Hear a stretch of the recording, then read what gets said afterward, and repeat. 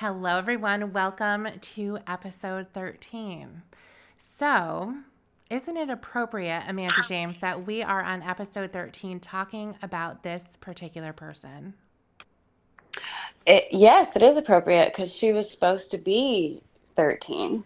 She was supposed to be 13, his precious, precious, beautiful angel, Kayla Marie. So, we're going to continue going through Lauren's sex offender treatment assignments. We have a few more to go through today.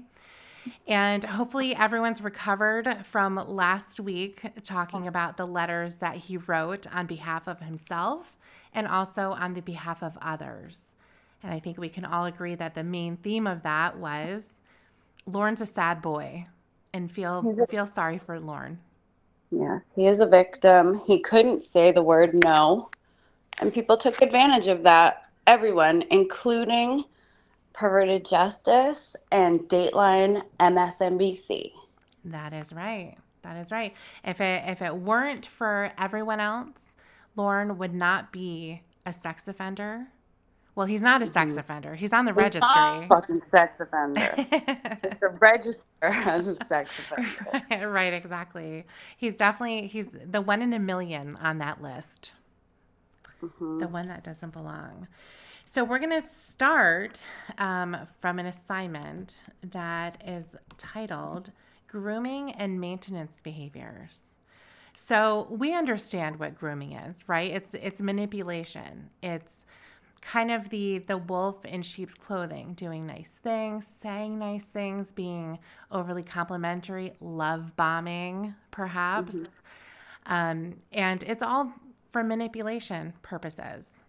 So Hmm. it's not for the genuine reason of being nice and kind and doing nice things for someone. It's to get something in return.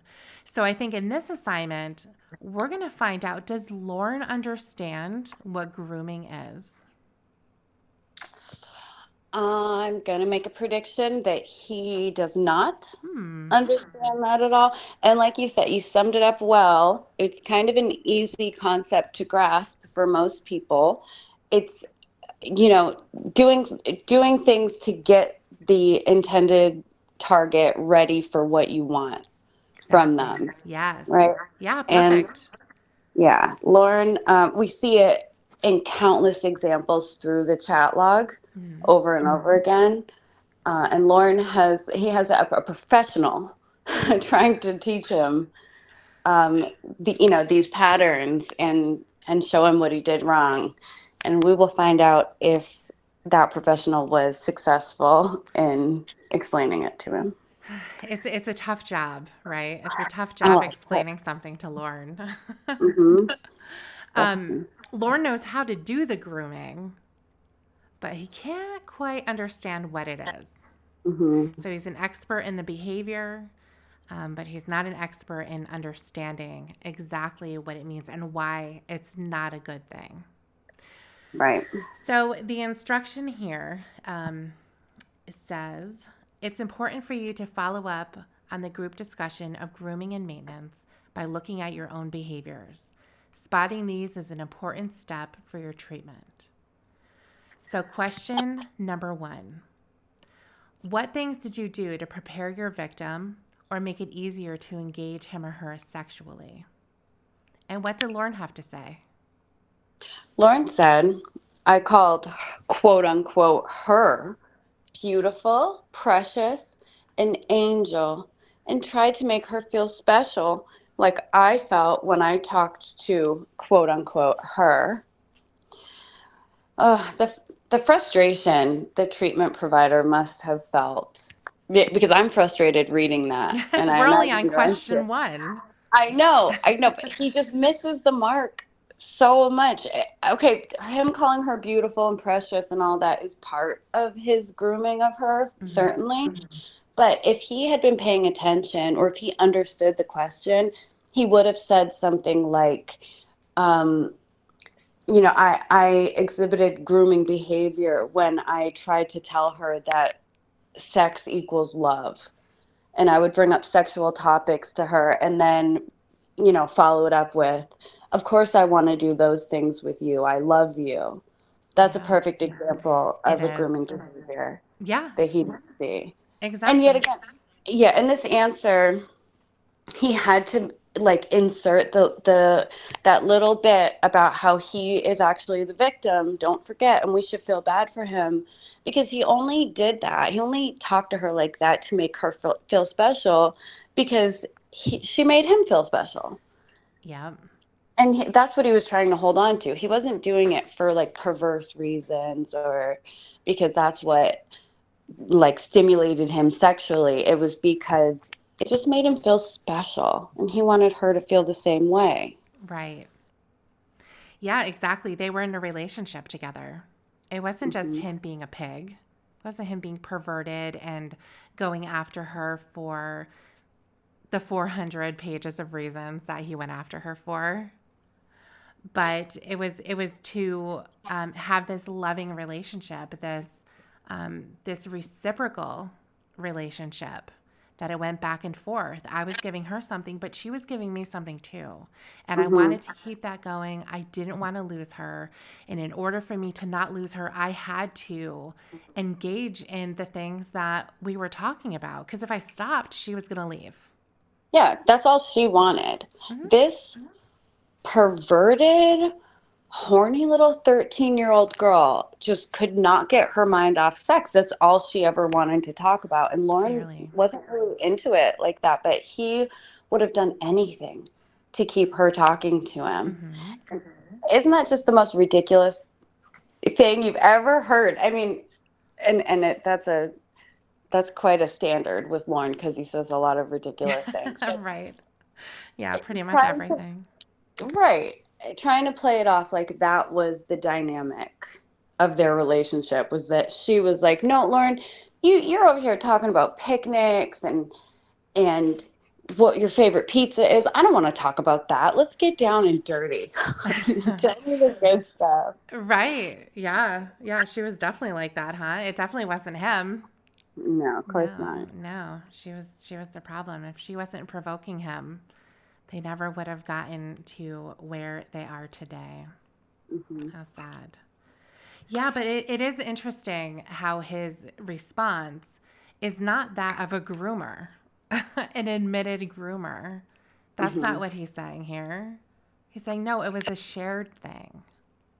And that is a very common theme that we hear throughout when he's referring to Kayla, and he even said it when he was talking about Molly and Melissa. And we've heard it not just in these assignments, but through the phone calls as well.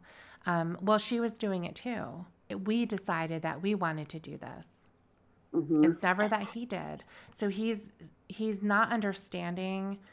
Once again, the purpose of the assignment is to look strictly at him, to put a mirror up to his face and say, this is what I was doing. Not what she was doing, but what I was doing. She wasn't grooming you, Lauren. Right. And I'm sure that has been made clear in his class, that the victim bears no guilt or responsibility for anything, no matter what, ever. Hmm. It doesn't matter. It wouldn't matter even if she was going along with it, even if she was, begging for it. Sure. She can't consent to that. He's the adult. It's completely on him. But I mean, I think you're right. I think it really does matter to him. That's kind of in his mind, like what sets him apart from the other predators is they just wanted sex, but he wanted affection. He was Hmm. doing it all from a place of affection, and that makes all the difference in his mind. Sure. Absolutely. Even though most of the evidence that we find in those 400 pages is him just being horny and just topping it off with, well, I love you. Of course I want to be naked with you. I love you. Now what are you wearing? Tell me Hmm. what color panties you have. What color panties and bra? When he says that, it's so disgusting, isn't it?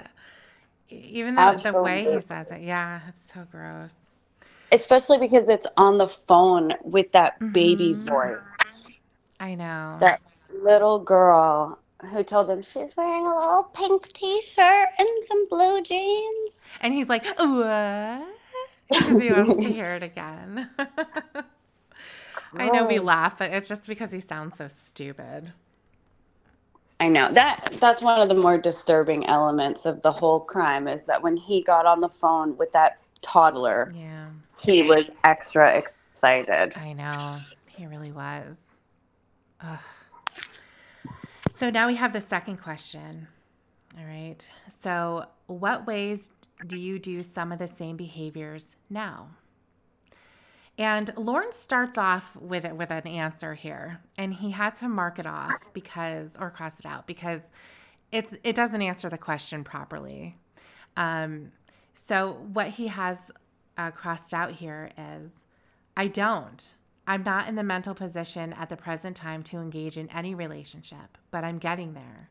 But if I were in the mental position, I would not do it with a minor.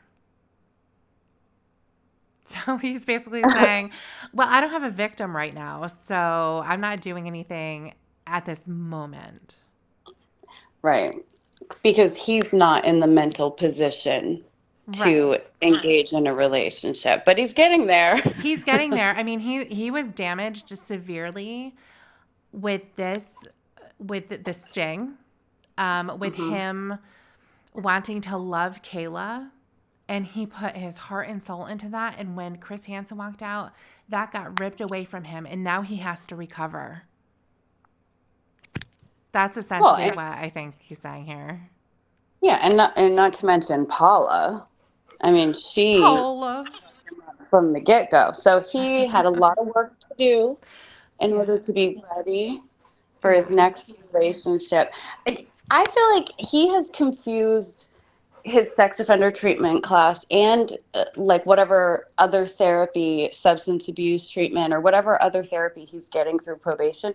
He's confused that for like relationship counseling for many years. Yes. And I don't think their goal was to get Lauren ready to have a girlfriend. No, absolutely not. And once again, he's not understanding this question because the way that Lauren is reading this, and actually let's continue before we talk about this some more because he answers this in the way that he thinks he understands grooming.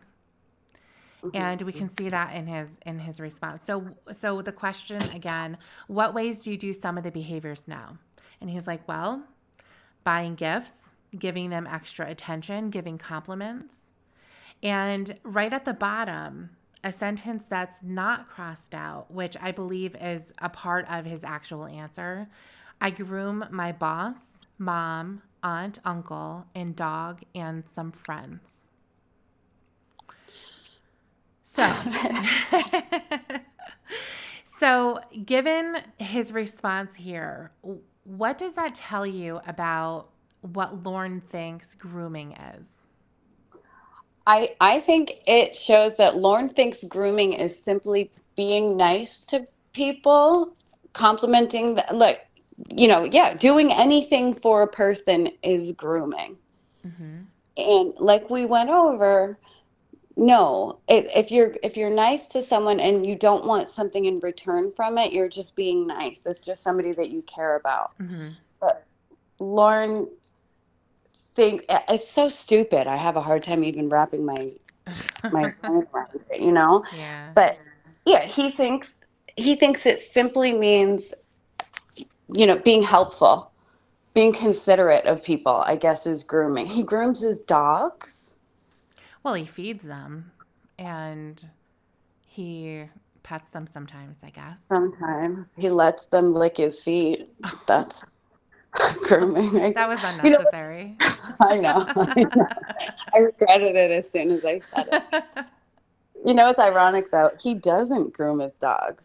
No. Remember poor Sadie's nails? Yes. That picture is sad, isn't it? Yeah, I don't know if I've seen the picture. I just remember him getting tons of shit from everyone because her nails were super long and it was like affecting the way she walked. Of course. Yeah. Well, the picture that I'm thinking about is the one that he was sending to Casey via Debbie.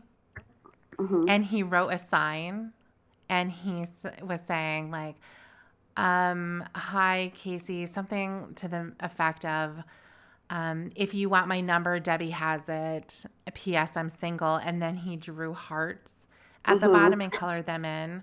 Um, and so he's kneeling in front of his bed and he's holding up this sign. And Sadie's laying on the bed in back of him. And her nails are like bear claws. They're so long. And that's when he started catching a lot of shit for that. Hmm. Um, of course, anytime we would see the condition of the dogs, or, whether it's the nails, or he would be talking about how they're scratching their ears, he would catch a lot of shit because they needed to go to the vet. Hmm. Lauren is not a proper animal caretaker at all. He's not. And the other thing, too, is that he doesn't walk them. Hmm. So their nails are going to grow fast because they're also not having the effect of grinding down by having the exercise and things like that. But yeah, he doesn't take them to do that. But that's where all of that kind of started, seeing the dogs and what condition their nails were in. But according to him, he grooms them by being nice to them, I guess, by allowing them to live inside, and he feeds them and gives them water. But it's funny Yeah. too, where he says, "I groom my boss." Yeah. I've groomed my boss, mom, aunt, uncle, and dog, and some friends. What friends does he groom?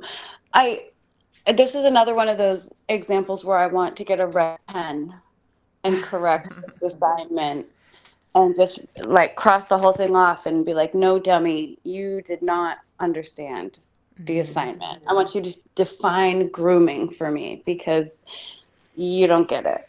Exactly. And it's interesting too that the answer that he crossed out, he's just talking about a relationship. He's saying, Yeah. in what ways do you do the same behaviors now? Um, well, I don't. I'm not being nice to a woman or a girl um, because I'm not in the right mental state to do that. So I'm not in the position to groom anybody, AKA be nice to somebody. So, Mhm. does he think grooming is a good thing? He does. I think Well, so. he According to the must. way that he's answering it here, he's thinking that it's him being nice. Right. He must, or else he wouldn't admit that he grooms his dogs and Yes. friends and Uh family. huh. Wow. Yeah. That's So he's remarkable. thinking he's thinking about what he does for them. So his boss, I suppose he goes to work sometimes. Holy shit. Whoa. Sounded like somebody wanted to get away quick. But yeah, he talks about his boss. Um, how does he groom his boss? I mean, he barely goes.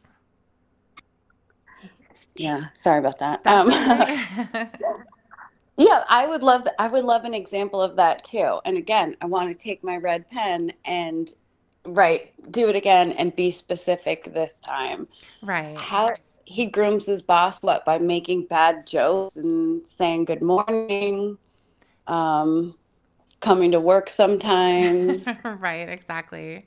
Sometimes is the key word there, Hmm. because hopefully he didn't have a bad night before that where he was perhaps crying, or his dog got sprayed with by a skunk. Hopefully none of that happened, because if it did, Lauren's just not going to be able to come in. Yeah, staying up all night crying, that's a great valid reason to call out of work. I mean, especially if you're a 50-year-old man. I know. I know. But I suppose when you have the stellar work history of Lauren Armstrong, you're going to do those things. That's true. He can get away. He's been working since he was 9 years old, That's right. That's working right. in the woods. Working in the So he woods. deserves. day off here and there. Right. So yeah, he's got his mom, his aunts, and his uncle. I mean, for those people, he's just basically saying, I do things for them sometimes. Mm-hmm. And then when it says some friends, get out that red pen and you mark Mm-hmm. out that S at the end of Yeah. friends. Well, Tony and Wendy, he buys Wendy fucking whoopie pies That's and right. Pepsi. That's right. For her fat eyes. That's right. That's Right. grooming. Yeah, so I'd be curious what he means by friends. I want a list. Give me a list. A list of Your those short people. list. It'll be short. I He'll say Tony, Alton. I think there was a Kevin at one point. He had mentioned one time. And when I thought about it after, it was like a missed opportunity to say Kevin from the base. yeah. It was such a missed opportunity. I hate when things that like that happen. Yeah. Yeah, so that would have been funny because in a way it would have sort of fit in, just Mm-hmm. because he was at a base one time. So you could be like, oh no, I thought you had mentioned Kevin Uh-huh. before. Damn it. Damn it. When he mentioned Kevin, was that like connected to Tony? Because I remember in a conversation he was talking about like hanging out at Tony's house, and then one of Tony's friends was there also. So I wonder if Kevin is not Lauren's friend at all, and it's just a friend of Tony's who was getting drunk at Tony's when Lauren showed up there. So Lauren kind of Sure. pretended that's his friend too. Yeah, that could have been one of the times. The one time I am thinking about, though, I think was Wendy's brother was there. Remember when he was being obnoxious and he had brought beer for Tony and him, and then Wendy's brother came over and Lauren went to go grab another beer, Mhm. Wendy wanted him to have it, wanted Tony to have it. Yes. And he left his empty box of cigarettes there.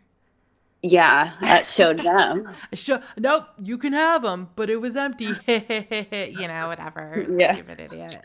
But yeah, that's the one I'm thinking of. But I'm sure that there were others, and I do believe that Kevin was someone who wasn't exactly Lauren's friend. I mean, we know that anyway. Right. Yeah. So there, I guess he groomed Kevin. Maybe that's who he was thinking of. Yeah. But you're absolutely right though. When it comes to this treatment, he does look at it as relationship therapy. So for him saying here, I'm not in the right mental state to be in a relationship, but I'm getting there. I'm getting there. Hmm. And when I do, I'm going to groom the shit out of him. Right. I'm gonna be the best goddamn groomer Yeah, on the exactly. East Coast. Yeah. Yeah, he did like it all ties together how he says the reason he's still in the class is because he's not in a face-to-face relationship. Yes. Like that's the key to getting out of sex offender class is having a real live girlfriend, Yeah. which obviously cannot be a requirement, No. you know. And he used his alcohol counseling with Allie as like relationship therapy for him and Ramona. He He said did. he would talk to Allie constantly about all the things Ramona was doing. And then she has this fucking doctor there and he's so fucking perfect, Allie. And Allie's probably like, Lauren, okay, but can we get back on topic, please? Can we talk about the fact that you are a drunk and you can't be? Right, exactly. Yeah, I think probably with Allie, they had to talk about the reasons why he was drinking. Hmm. Some of the triggering things that were going on for him that would make him want to drink. So that's probably why the Ramona thing would come up. But you're right that he was using that as a way to talk about Ramona. And what a ridiculous story to have to hear as a therapist or an alcohol counselor, which is essentially what she was. So she wasn't even a psychologist dealing with his emotional issues. She was an alcohol counselor to get him to comply with probation. Because, of course, when he got busted for drinking, and they offered him either treatment or he's going to have a real problem. Mhm. Essentially, perhaps they would have pursued him going to jail for violating that, or whatever. They knew that he had a drinking problem, but by offering to have him go to treatment, of course, just like I think probably most people would say, yeah, yeah, yeah, I'll go to treatment. That sounds good. Mhm. Um, and so he goes and does that, but he's unsuccessful, obviously, and that's why he was removed from Allie. Yeah. Well, he would never even admit that he had a drinking problem. I don't Mm-hmm. drink every day. Yeah. And by him saying that Ramona, for example, Ramona hanging out with the doctor was a trigger that made him want to drink, that wasn't true either. He wanted to drink because he wanted to drink. Yes. Yep. That's it. It Absolutely. that Absolutely. was, it's just an excuse. It's like when he said, I think it was in a conversation with Debbie. Mm-hmm. Debbie was reading one of Lauren's probation reports, or yeah, reading the report that told about all the times he violated probation, and on there it was mentioned how he went to his treatment class drunk. Yes. And I remember Debbie said, "What was that about?" And he said, "That was about Ramona." And she's like, "What?" "Yeah, Ramona was hanging out with the doctor, got me so fucking pissed off. It made me want to drink." Which, and after a little bit of questioning, he was like, "Oh yeah, I that had nothing to do with Ramona. That was before I even started talking to Ramona." Yeah, it was. It was well before.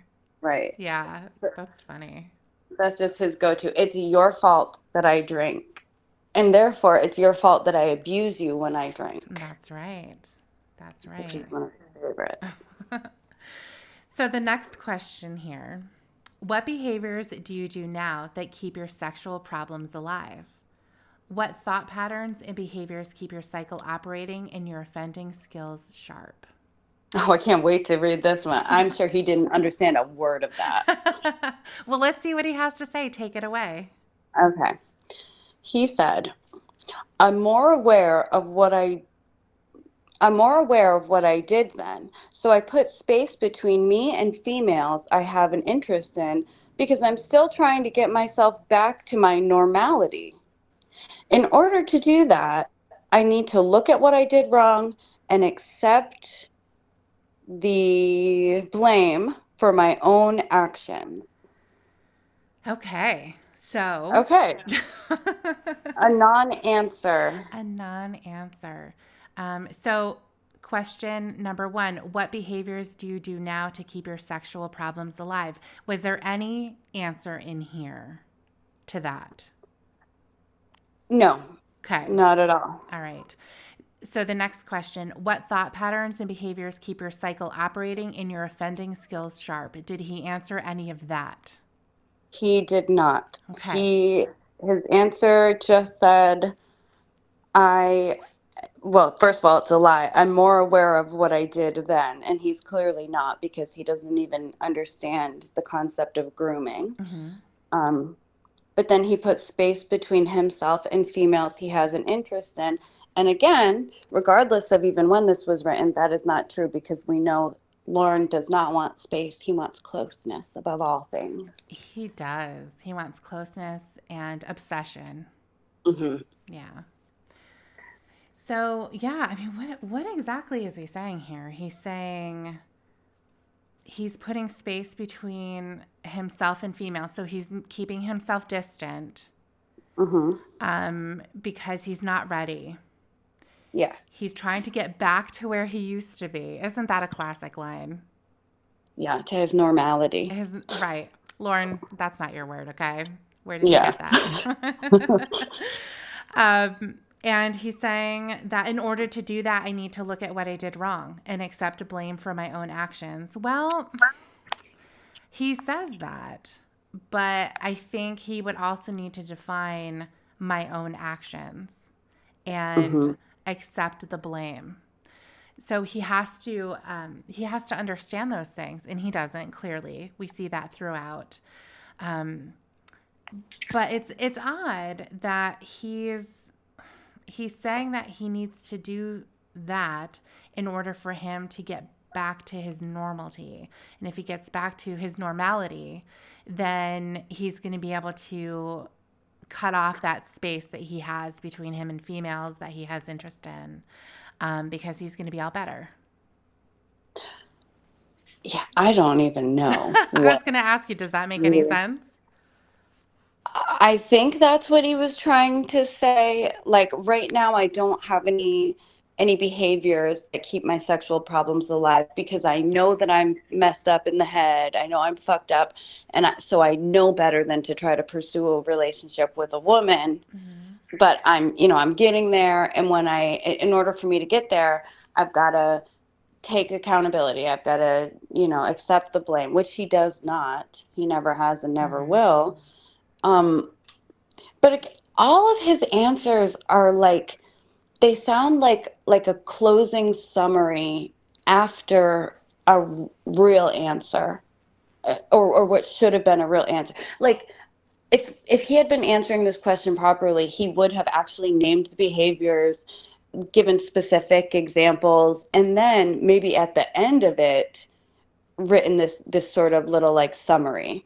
You know what Mm-hmm. I mean? They're all Sure. very vague. They don't actually address anything. Right. He's just trying to use, I think, like keywords that they taught him, Mm-hmm. um, but without really saying anything. Certainly anything of substance. Exactly. So I think what he's thinking is, well, I don't have any sexual problems now because I'm putting space between myself and females. Hmm. So that doesn't even apply. And before I can do that, I can actually get involved, then I need to get myself back to where I was before all of this happened. So there are no thought patterns, there's no behaviors, there's no cycle, there's no offending skills, there's no sexual problems, because I need to get over being hurt. I need to get over trusting people the way that I did. I trusted Kayla that she was real. All right, sorry guys. We had a dog interruption. They started yelling. They thought they heard somebody, so apologize for that. So anyway, just to wrap up this question, basically, he didn't answer it. Right. You know, so He didn't answer he it. didn't answer But it. in okay, I'm going to give him a tiny bit. Well, no, I'm not going to give him any credit, but I think he unintentionally kind of answered correctly in one sense where he said, I need to look at what I did wrong and accept the blame for my own actions. That's true. If he doesn't accept that he was in the wrong, then he's at the risk of doing it again. Mm-hmm. Right. Yeah. So that part he gets like, I don't know, 0.25% of 1 point Yeah, for that. right. It's just not answering the question itself, Hmm. So Yeah. it's answering a question, but just not anything that they were asking. So let's see. The next one is, what behaviors will you have to look for in the future to keep you from grooming others and maintaining your offense patterns? So what does he say here? He says, make sure I'm not in a vulnerable state so that the first person that makes me feel good about myself doesn't become someone I'm attracted to. And make sure they're not minors. I love how he kind of put that as an afterthought. Like, oh, yeah, Right. and they probably shouldn't be a minor. I guess that's important. Yes, yeah, and also they will be legal age. Um, yeah, Again, another non-answer, another blaming other people. This yeah, isn't my fault. So he has to make sure he's not in a vulnerable state. And we know what got him into the vulnerable state to begin with. It was people using him and taking advantage of him. yes, So if they don't do that, then he won't be attracted to the first person that makes him feel good about himself. Even though over all these years, that's exactly what happens. He is attracted. They don't have to make him feel good. I think, in fact, they don't. They make him feel terrible. yeah, It's just he's attracted to whoever will give him any attention at all. Hmm. Yeah, that is an interesting point. Um, the first person that makes him feel good about himself. Well, that's obviously going to be subjective to Lorne. Hmm. But making him feel good about himself, I think, is at a really low bar. It doesn't take a lot. It just takes being nice, I think. Or I mean, Answering the phone. yeah, answers the phone exactly. So not even being nice. Hmm. Perhaps there could be a moment of being nice, a moment when you're not calling him a name, a Hmm. moment when you're not dragging him for whatever he did or didn't do that day. But essentially, meeting somebody, and we've only known about meeting people over the phone because that's what we've been able to experience. We don't know what it's like for him meeting people in person. It must be the most awkward thing in the world. But when he's meeting somebody over the phone, and as soon as he gets some kind of an inkling that they're nice, or maybe they giggle or laugh at something that he says, he is going to have an interest. Hmm. Um, I remember a story when he was talking about Wendy's daughter. Do you remember? I do. Was it when he said he used to have an interest in Yes. her? Yes, of Yep. course he. Of course he did. Yeah, of course he did. Hmm. And she was pretty young compared to him. Oh, I'm sure. Like, Yeah, and yeah. Yeah. it is his best friend's daughter. I know. I mean, that should be all that needs to be said about it. Him and Right. Tony were close in age. I don't know Tony's exact age, but Mhm. they were peers. It's not like Tony was 20 years older or something. Exactly. Yeah. Exactly. And this is the daughter. And he admitted that, I believe, because I think Winnie um, was great at like catching him and shit by pretending she already knew it. Of So course. I think, yeah, she said something like, "Oh, Wendy's daughter said that you hit on her all the time, or like you want her or something." And Mhm. Lauren's like, "No, I don't. I used to have an interest in her." It's like, of course.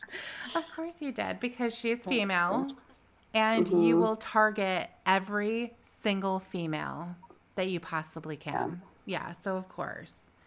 So yeah, it's just a very Lorne answer to say make sure I'm not in a vulnerable state.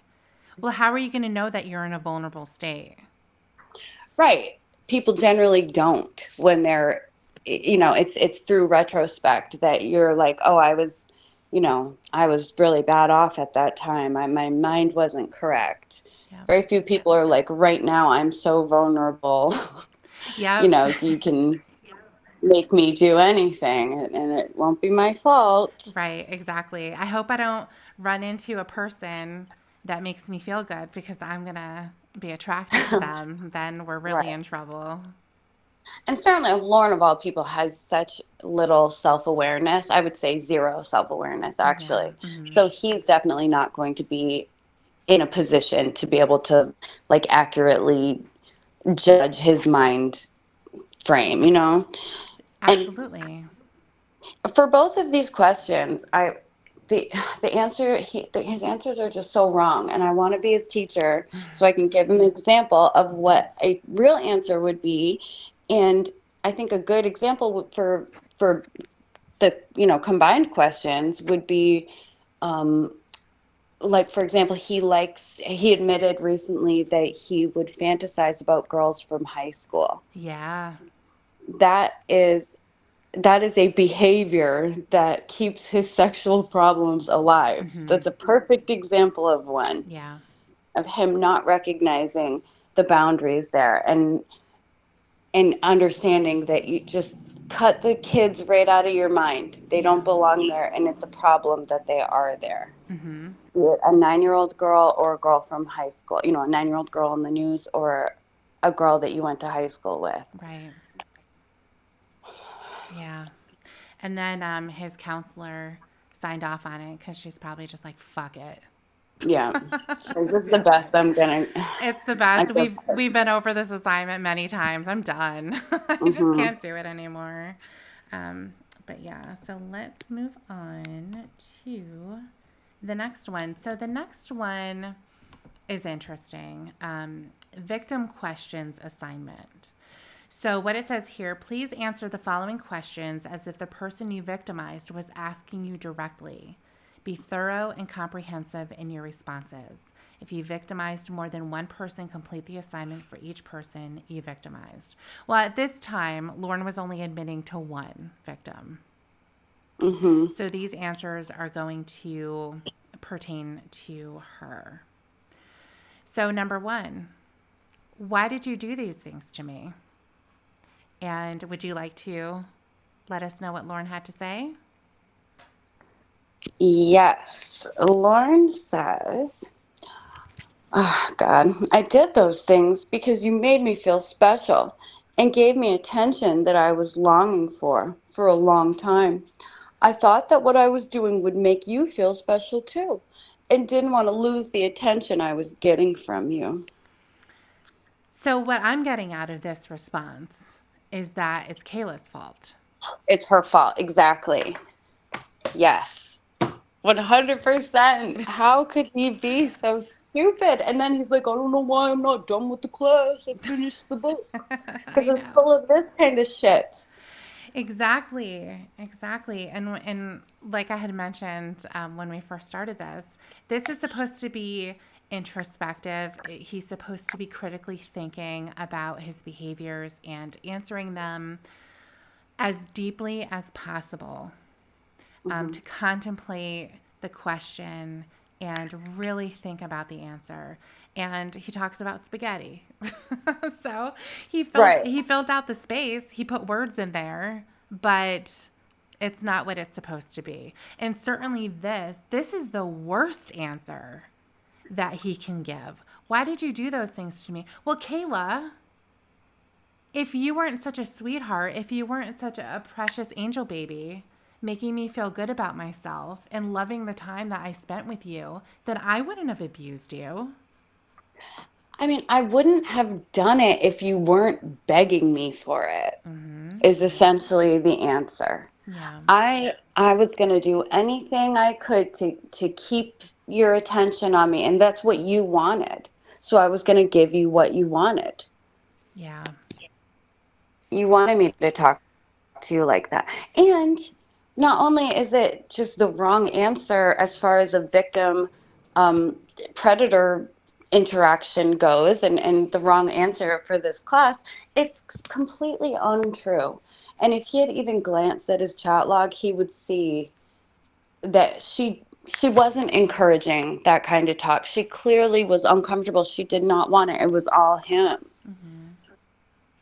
That's what makes me angry. And I feel like I know. it should have been like mandatory for the class that he had to read his damn chat log. Because what a perfect thing. You have all the evidence of the crime laid out right before you. You know, it's not like an in-person relationship that wasn't documented and you could go back and change the story because nobody was there to witness it. This is Right. written. This is all typed out. We can see it. And they should have played the phone calls too. Yes. Oh my God. That, well, first of all, that would have been hilarious because Yeah. they'd play him in front of all the other people in the class, and Lauren Mm-hmm. would start crying, I'm sure. Yeah. Yeah, you'd start Never crying. was meant to do it. I didn't wanna.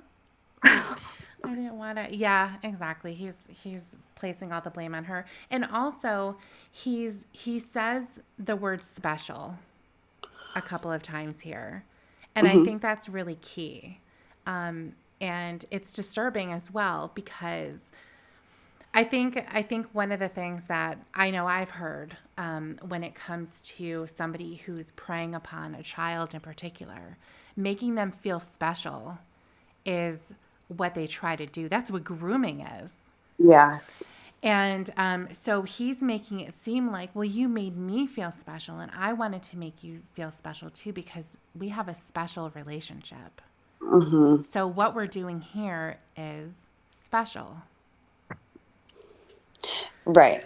No, and you're right. And it's almost like, well, you were grooming me and making me feel special, and I didn't want to lose that. Right. And excellent point, because he's saying, well, you made me feel special as if that happened first. Right. Exactly. Yeah. So he's just Which is just reacting. so untrue. And he's been confronted with that no, you started this. You started talking to her like that incredibly quickly. Yeah.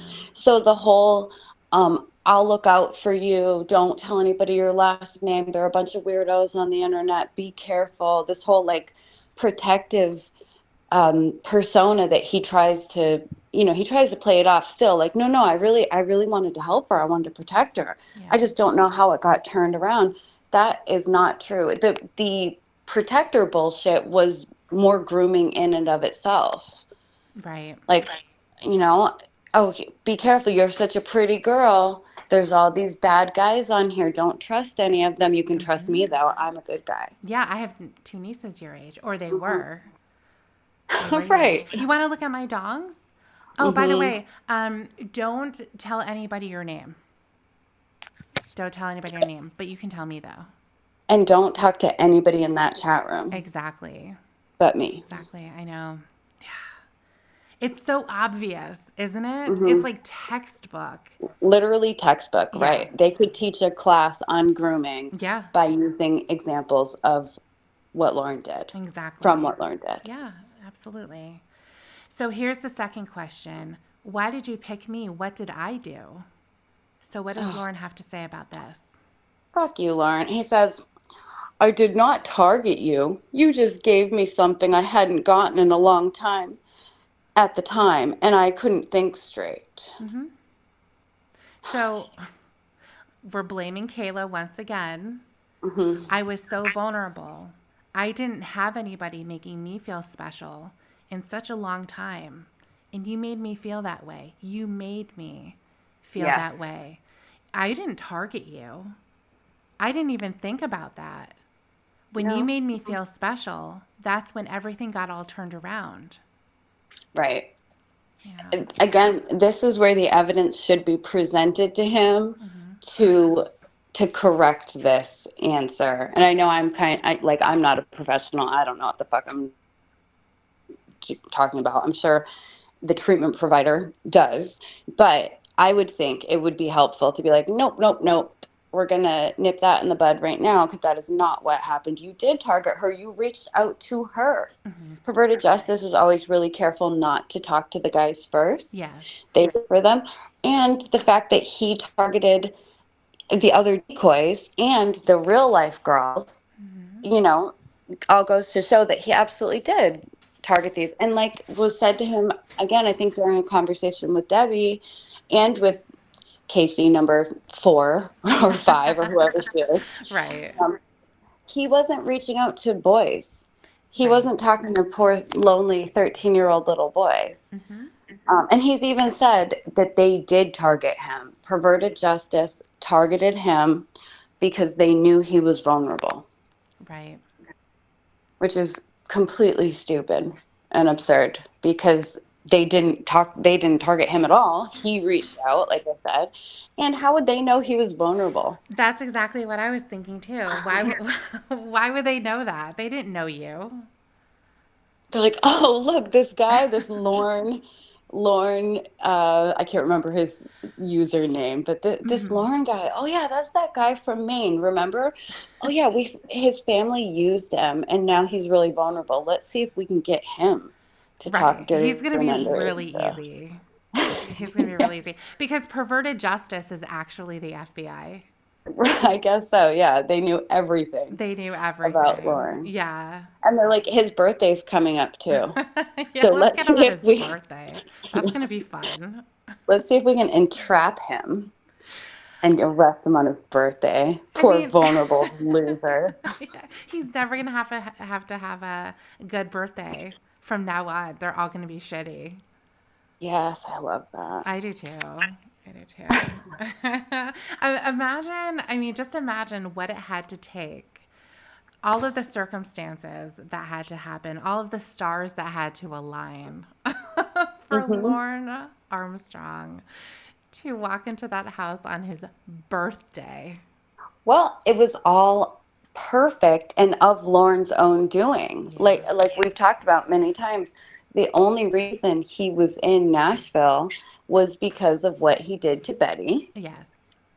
So he wrote his own demise. I Yeah. mean, literally, he screwed Betty over, had to run away, chose to go to Nashville out of anywhere in the country he could go. Mm-hmm. He just randomly picked Nashville because of his stupid dream to become a country music singer. If he had had a more realistic goal, he probably wouldn't have gone to Nashville, Mm-hmm.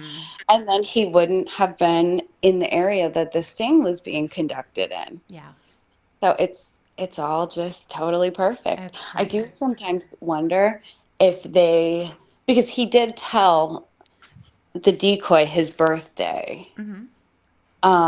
So I wonder if they did kind of set it up on purpose, like, oh man, it's his birthday, that'll make great TV. I hope so. I It's hope this man's birthday. so. And he was crying and crying. I think they could have, who knows? There obviously was a lot logistically that they had to work out. Hmm. Um, and they weren't just there on that night. It took a span of time to get them all to Yeah. come in. On the show, of course, it looks like they keep rolling in, and I can't remember, who showed up at what time and stuff like that. But I think Michael Patterson was in like the middle of the night or something because he came from far away. Hmm. Dustin came from far away, so yeah, it would be perfect. Let's go with that. Let's go Yeah. with they said, okay, well, we have somebody whose birthday it is. Oh, yep, Lauren Armstrong, October 18th. Let's do it. Let's work It's also, everyone else around that. yeah, it's also perfect if it was a coincidence, though. Yes. Yeah, that makes it even funnier, I almost. know, I know. Well, it makes it, yes, I agree. It makes it funnier because what are the odds? There's Hmm. barely nothing. Um, but then, of course, it is funny too if it was what they did because I love that they wanted to screw Lorna over so badly um, that just makes it funny. And plus, Well, the yeah. way that he thinks about it too. He thinks he got screwed over, so let's make And that wouldn't happen. you want to screw him over so badly after having to suffer through through with him for a month? Yeah, definitely. That I think they said that was like the longest chat log they had, Hmm. Yeah, and it wasn't just chatting. He had his cam on all the time, sure and did. she had to get him on the phone and deal with that shit. Yeah. Like, I don't blame her for No, no, I don't really what either. the fuck. I don't either. I mean, if they could see these answers, they'd want to do it again. Hmm. Um, you They know, probably could do it again. they could, 100% they could. Yeah. Yes, definitely. So yeah, this answer that he has here is definitely infuriating. Um, again, he's blaming his victim. Yes. Ugh, gross. Yep. So let's go on to the next page. Okay, here's a good one. Should I trust you anymore? Why? What does Lauren have to say about that? Lauren gives the most useless, this first sentence is the most useless sentence maybe ever uttered by him. I cannot make that decision for you. No shit, Lauren. No one was expecting you to make that decision for her. Yeah. But I would not blame you if you chose not to, but I would make it a point to not disappoint you if you chose to allow yourself to trust me again. Um, the answer should be no. You should not Absolutely. trust me anymore. I Yeah. broke your trust. I tried to abuse you. I did abuse you. No, you should not trust me. Yeah. He's basically saying, like, well, I can't make your mind up for you, but if you did trust me, I promise I won't do it again.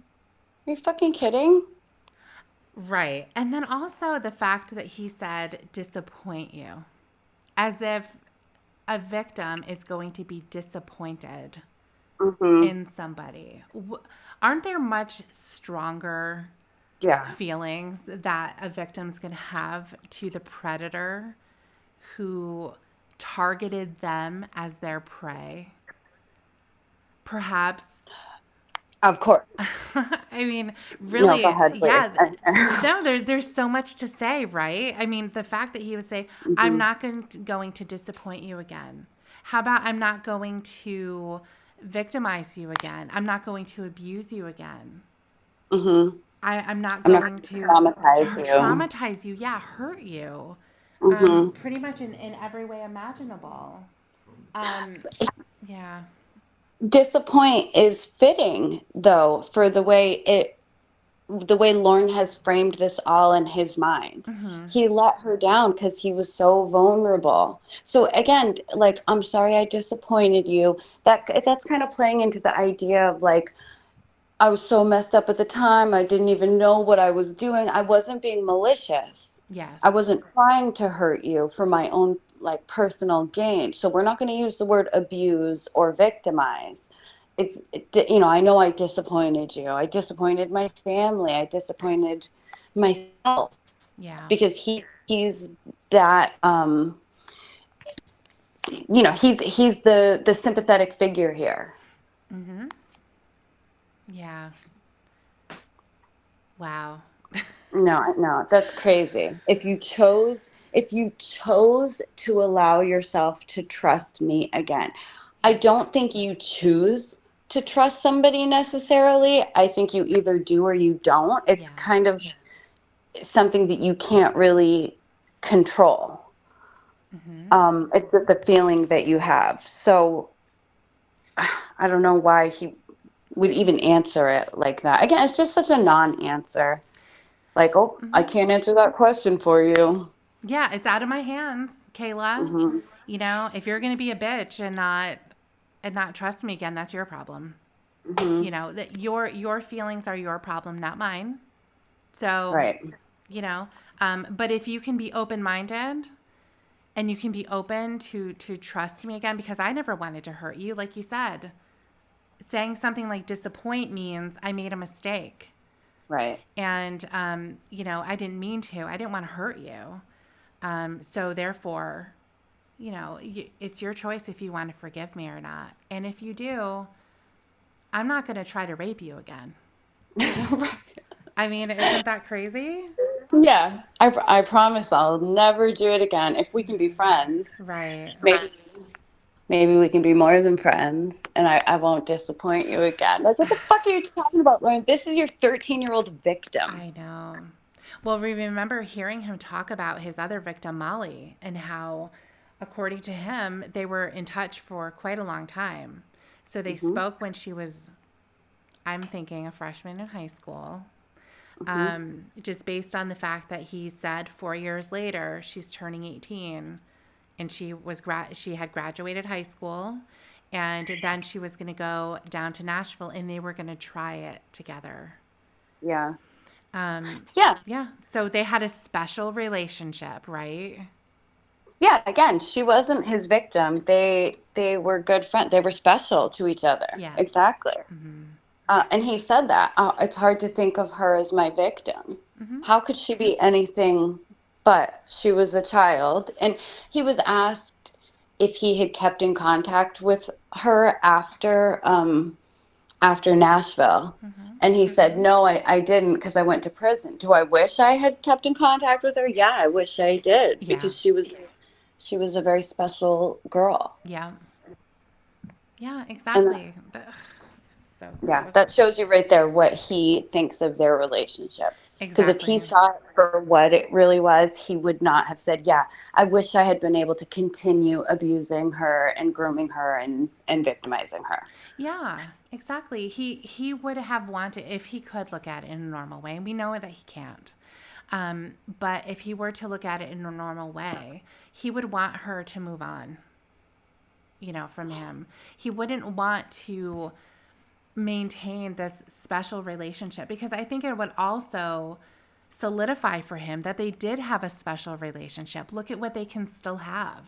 Yes, Now that she's definitely. now that she's an adult, they can go back to what they tried before when she was 14 or so and Hmm. say, well, now you're grown up, Molly.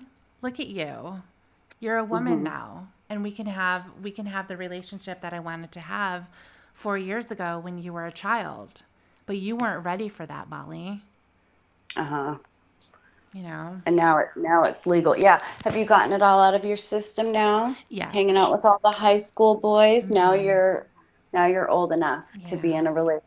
Oh, jeez. Yeah, it's so fucked up. I think a lot of these answers you can kind of apply to Molly. Oh, of And maybe course. Melissa too, but yeah, he feels the same way Of about course. he feels differently about Kayla because he was caught with Kayla. He was caught with Kayla, and also he knows that she wasn't real. Mhm. So, whatever feelings that he had, attached to her, that all pretty much stops because she wasn't real, Mhm. you know. So, the next question: did you ever think I was scared? How did you think I felt? Why? I never thought you were scared, as you kept agreeing with things I was saying. I thought you liked what I was saying, and all I thought about was doing what made you happy. Mm-hmm.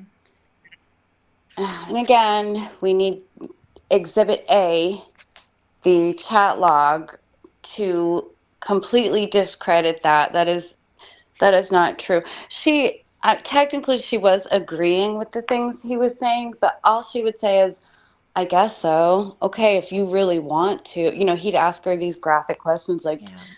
"Do you want to touch my penis? Do you want to blah blah blah?" And she'd say, "You really want to do that with me? I Yeah. mean, I guess if you Right. want to." She gave no indication. I'm sure the decoy or perverted justice, they knew what they were doing. I'm sure that was very intentional. Mm-hmm. Um, they very clearly answered, like, if you want to, I guess I'll do it if you want to do it. Made it very clear who was running the show and whose desires were being expressed. Mm-hmm. And for him to say, I thought you liked what I was saying, he completely like rewrote the chat log in his imagination because nobody reading that could think that she was liking the things he was saying. She was very clearly uncomfortable with a lot of it. She didn't even know what the hell he was talking about most of the time. Sure. Yeah. And also when he was talking to her and talking her into experimenting, Hmm. she said she didn't want to Several times. several Yeah. times. She Yeah. yeah. She made it clear that she was uncomfortable. I feel weird. Um, and he'd ask her, "Do you want to do it again?" "No, I don't want to." No, the decoy made it super clear that that was an uncomfortable thing for her, and he kept pushing her to do it, which is one of the most disturbing parts of the chat It log. is. It is. And he also turned that around too. Like, okay, well, that means that I'll get to be the one to do it to Hmm. you. And when he asked her, I think he asked her about her actually doing it the first time when he thought that she was doing it. And she said no, she didn't really. Hmm. And he was happy Yeah. because he would be the first one. Right. So he completely disregarded the fact that if she was uncomfortable doing that to herself, if she was uncomfortable having her body touched like that by her own hand, then she's probably not going to be comfortable with anybody else doing it. Yeah. But he, like you said, just completely turned it around, disregarded that, and turned it into a positive for him because that meant he'd be the first to do it. Right. And then, of course, here he said, all I thought about was doing what made you happy. Yeah. Not what made him happy, even though, again, Exhibit A, right there, the whole stack, thick as a telephone book, telling you Hmm. that this is what he wanted. He was reliving his desires every single time he would talk about penis, vagina, experimenting. Here's what we're going to do. That was every single time was him reliving all of that and getting a heightened response so that he could do what he wanted to do on his webcam. Right. She never brought that stuff up, No. ever. That was No. always him. In fact, she would try to deter the conversation away from that. I Mm-hmm. remember one memorable moment when he asked her if she wanted him to point the camera at his dink or his face, and she said, "Your face, please." Right. I've seen enough. He Right. would ignore it every time. It was never about what she wanted, No. obviously. No, exactly. And the way that this answer is framed too is it saying, well, if I thought you were scared, I wouldn't have done this. Hmm. So once again, good guy over here. Right. So I think that's the end of that page. Yeah. And so let's go to the next one. How do you think the abuse has affected my life? I can only imagine that it has caused you to second guess your worth and the real meaning of what sex should be. Love/hate, confusion, guilt over perpetrator going to jail, closes off feelings, can't tolerate emotional pain, low self esteem, not sure what is normal, insomnia, feels crazy. So obviously, we're going to have a lot to say about this, right? What? Great answer, Lauren. First Yeah, of all, great great answer. formatting, you idiot. Um, Well, but also, no, go ahead. oh, sorry. I was just going to say he inserts these really unnecessary, useless parts just to sort of pad it out, like to lengthen his answer. Mm-hmm. I can only imagine that it has caused you. Why do you? Of course, you're imagining what it caused her. You don't have to say that. Right. Like victims of abuse can feel this way, Mm-hmm. and you're probably feeling this way. Mm-hmm. But to second guess your worth, what does that even mean? I don't know. I don't know really. I mean, I could see self esteem Mm-hmm. perhaps being an issue. So maybe that's what he's going for. But it's clear that that's all that he really had to say because the next section where he's listing things, it's obvious he's taking it from a list. Mm-hmm. Perhaps there was some kind of a worksheet or something, because guilt over perpetrator going to jail, wouldn't it be guilt over me going to jail? Yes. Right, of course. Yeah. Yeah, I that one pisses me off a lot because I think he would want her to feel like that's the feeling in this list Yeah. is the guilt over the perpetrator going to jail because Lauren was messed up and he disappointed her and she probably feels guilty Mm-hmm. that she sent him to prison over it. Right. And yeah, I think we talked about last time. There are instances where victims can feel guilty about their abuser going to jail if it's a family member, Mm-hmm. or somebody close to the family, a teacher, a neighbor, somebody at church, something like that. Somebody that was put in a position of trust Yeah. and they had a relationship with. Yeah. In this instance, this was a dude from the internet that showed up to try to commit rape. I Mm-hmm. don't think that is a valid feeling in this situation. No, it certainly wouldn't be. I mean, but he's also putting himself in the same position of closeness with the victim as it would be um, a, a boyfriend, Hmm. you know? So he's thinking, um, you wouldn't want to send your boyfriend to jail, would you? Right. You know, He and did say that, he didn't did. he? Yeah, he said it a couple of different times. Hmm. And even when he was sitting in front of Chris, you know, I don't want your kid in trouble with her parents. When Yeah. he said that, um, our favorite. But that's along the same lines. Um, about her carrying this guilt about getting in trouble, whether it's for herself or for the perpetrator, Mr. Lauren Armstrong, going to jail. Mhm. Oh no, I don't want him to go to jail. He was loving me. Mhm. It's not what it seemed. Um, but yeah, looking at how it affected my life, and having to say, well, I would feel guilt. I would feel guilt because this poor man had to go to prison because of what I did, Right. because I wanted him to make me feel a certain way, and he was just being a nice guy by Mhm. doing what he thought I wanted. And now look what happened. Yeah, that's so fucked up. It is. It is.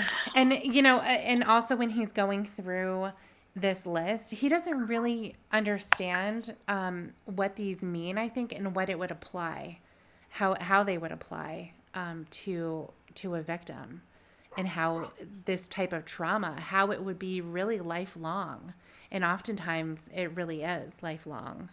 Mhm. So yeah, so these could definitely happen. Um, you know, well, I would love to hear more about why he thinks insomnia would be happening. Right. Or can't tolerate emotional pain. Yeah. What right. Be more specific, give examples, and tell us why exactly. And he can't because he, like you said, he doesn't understand any of these things Mm-hmm. and how his actions would cause um, those problems for a victim. Right. He's just listing words that he read on a worksheet or It, that his treatment provider said. yep, exactly. So here's the last question. Didn't you feel guilty about what you did and tell yourself not to do it again? Then why did you keep doing it? Oh, we've got another lie here. He Mm-hmm. says, I did feel guilty about what I did and told myself not to do it again. I got lost in the attention you were giving me and thought what I was doing would make you feel special too. He never felt guilty, or he never expressed that he felt guilty ever, Mm-hmm. ever, ever, ever. The only time he expressed any hesitation was because he was afraid he'd get caught. It's illegal. I could go to jail.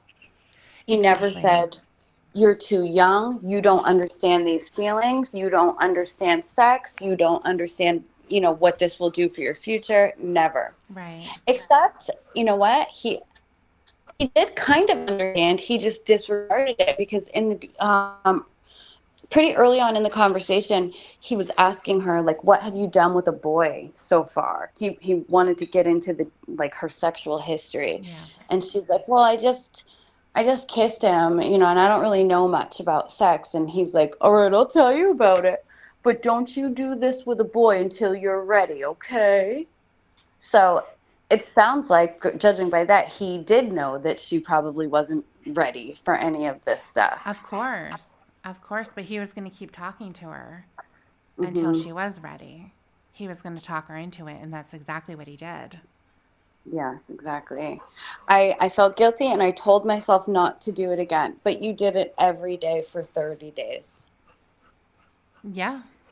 So he never told himself not to do it again. He couldn't No. wait to do it again every single day. Every single day. Yep. He couldn't wait to get on that computer and turn on his webcam. Yeah. Hmm. And you're absolutely right. The guilt was actually fear, Right. because he knew what he was doing wrong. He knew that it was wrong Hmm. for him to do that. He knew he would get in trouble. And that's what he was thinking about. He wasn't thinking about the trauma that he was going to be causing. He didn't consider the fact that she should not be looking at a grown man's penis on the internet. Never considered that. It was it was always, well, I wouldn't do that to somebody who didn't want it and she wanted it. Hmm. Clearly. And like we were just saying, I shouldn't be pressuring her to touch herself if she's not comfortable with it. Hmm. Um, oh no, I think he liked the fact that she wasn't comfortable with it. That's closeness. You're doing it just for me. It's okay. Exactly. Oh, You're yes. doing, yeah. Yeah. It, yeah. It's. I mean, we've said all this so many times, I but know. it's so infuriating every time I think about it and read Yeah. it. His delusion and his refusal to really look at it for what it was and to admit it makes me so angry. Mhm. And Yeah. it's, like I said, it's dangerous because if he thinks he didn't do anything wrong or if he thinks it wasn't totally his fault, that's when he's at risk of doing it again. Yeah. If there's a reason, an excuse for it, then why can't there be an excuse next time? Oh, Exactly. I was feeling so low and vulnerable. I hadn't had a girlfriend in 30 years. So that 17-year-old girl at Walmart, she made me feel special about myself. I was vulnerable. Right. Yeah.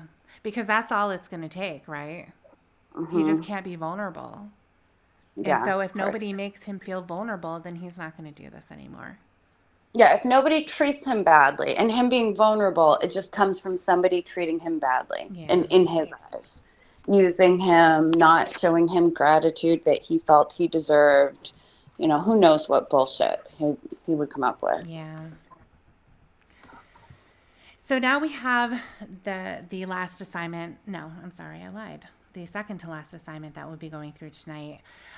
This is it again has to do with victims' feelings. So we're going to be talking about Kayla, and this is more of a just a handwritten response to the question. We'll see what kind of knowledge Lauren is going to drop on us with this one. So the question is, how do you believe your victim feels about being sexually abused by you? So this goes along with the other questions that we just went over, but it's more of just explaining, I guess, just overall.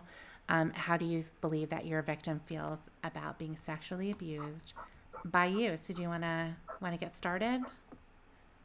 Yes, Lauren said, when going from telling my victim, Kayla, age 13, that I wanted to protect her, to talking to her sexually and showing myself naked to her on webcam, and then showing up at her house could have only confused my victim because her expectation that adults are supposed to protect children set forth distrust in men with my victim, Kayla, because with my actions, she could wonder when the next man will try to do what I tried to do to her. And more than likely, took away some of my victim, Kayla's confidence because of the way I violated her. And then he crossed out anger, sad, Oh yeah, they're actually depression, at the and next page, I anxiety. think. Oh, okay. Yeah, Okay. so he does go into those. But yeah, so basically just some word salad here from Mr. Yes. Armstrong. Um, I like how they made him put my victim Kayla age 13. Yes, instead Yeah. of just her, Yeah. or as he was doing before, quote unquote, her. Yes. Yep. We got to remind everybody that she wasn't real. But in this class, it doesn't matter that she wasn't real. No, it doesn't matter. He thought that she was when he was Right. acting the way that he did. So her being whomever was doing it, it doesn't matter. It's irrelevant because he Right. thought that that was a 13-year-old girl named Kayla Marie from Bowling Hmm. Green, Kentucky, and he was going to go and meet her and Hmm. and have a special relationship with her. Right. But he had to add in here, like, I just wanted to protect her.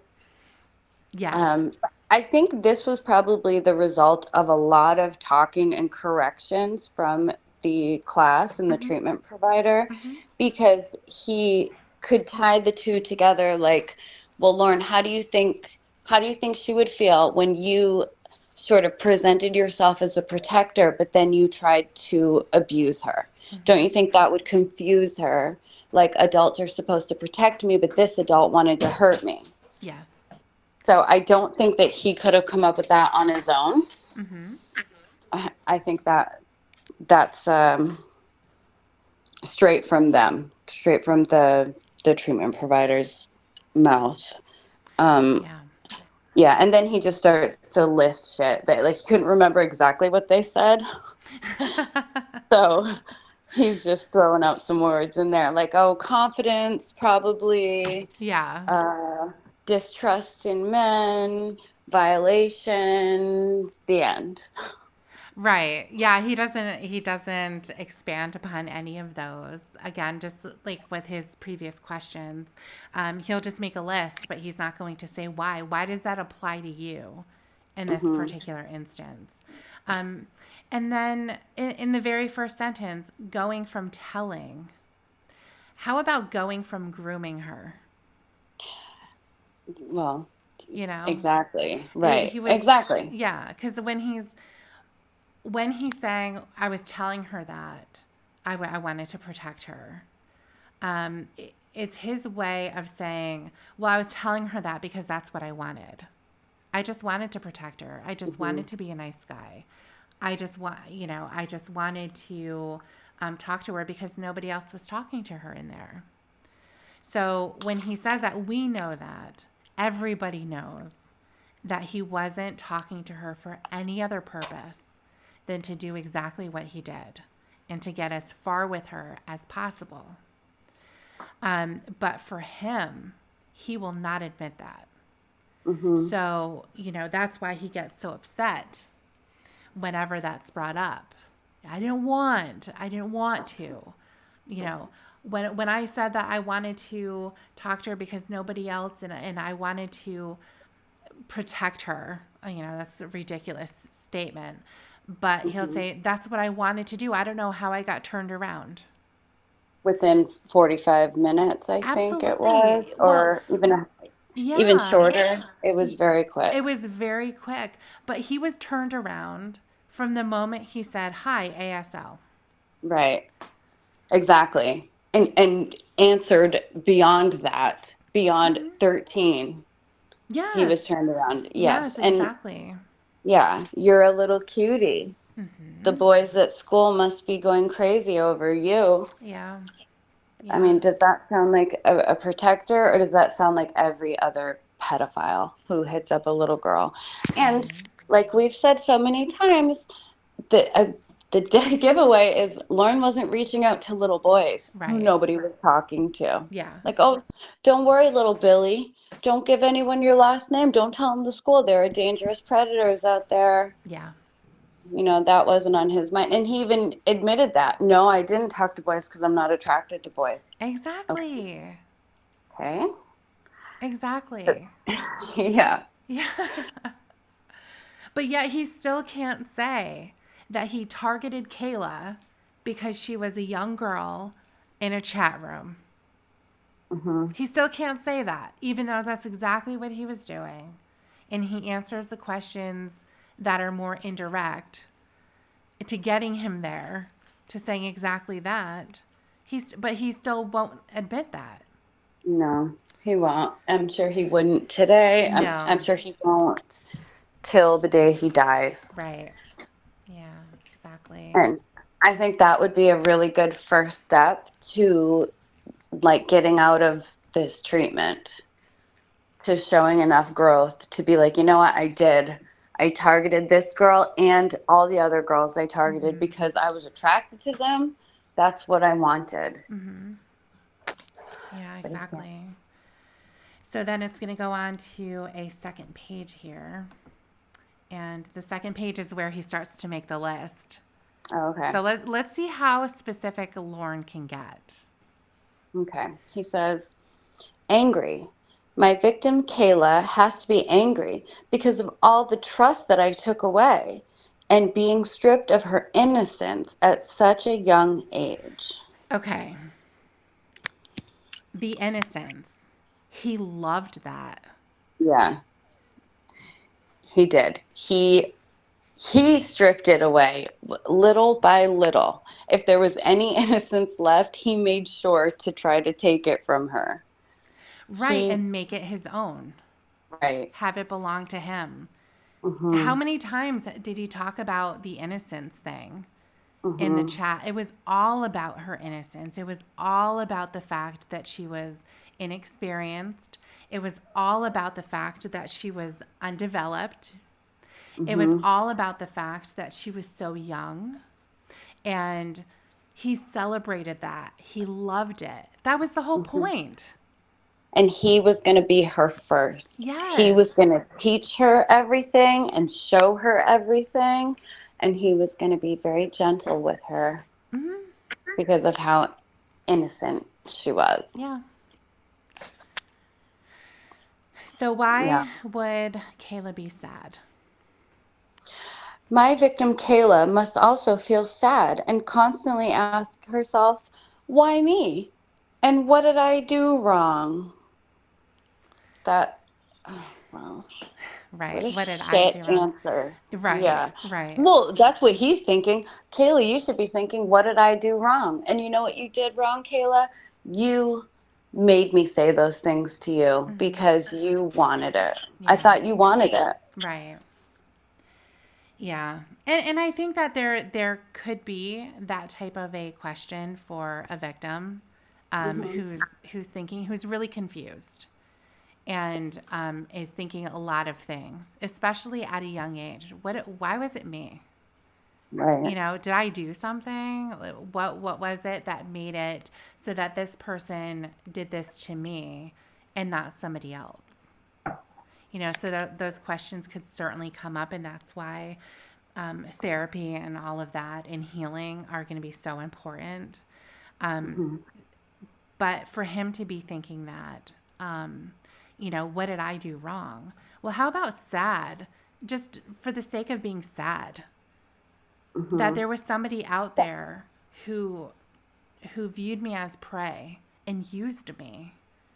Right. To Somebody hurt me. Yeah, somebody hurt Yeah. me.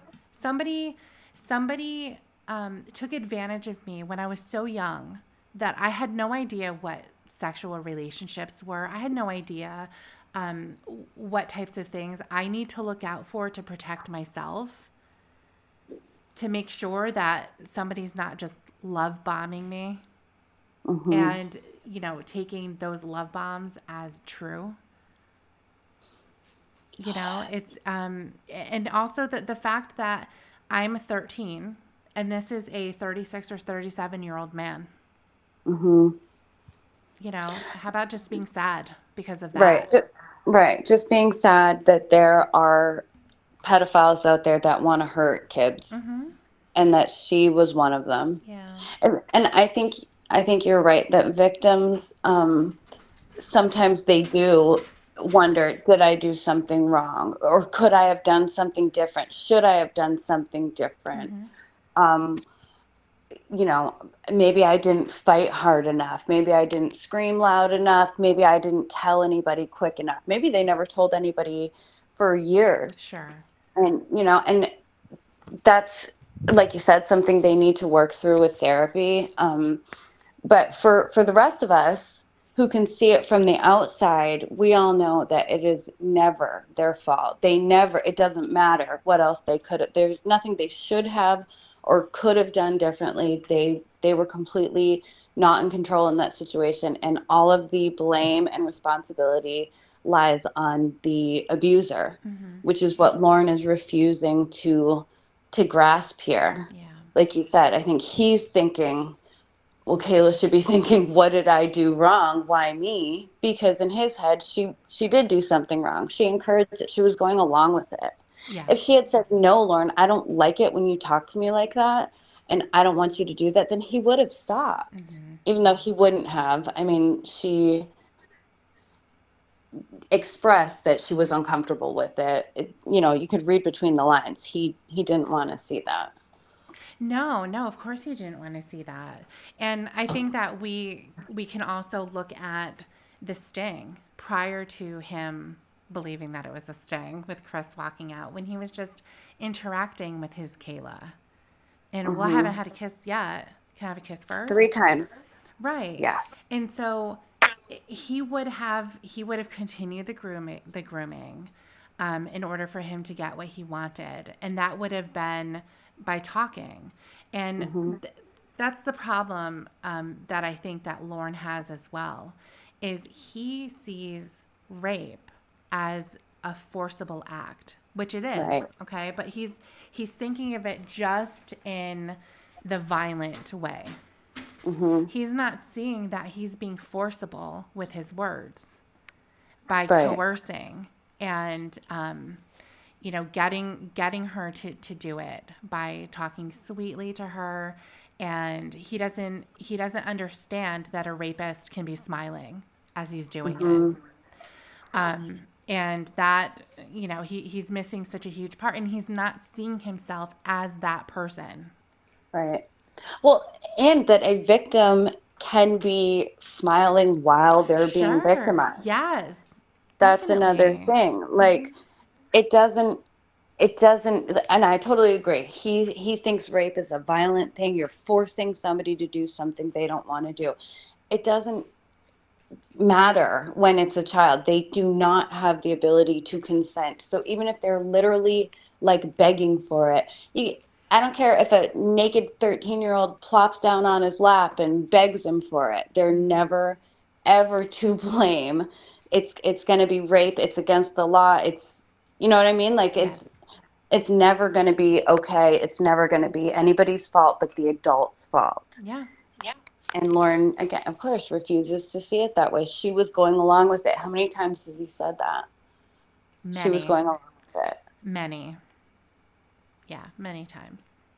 Hmm. So when it comes to depressed, what does he have to say? My victim, Kayla, must feel depressed from my actions because I took away so much innocence from her.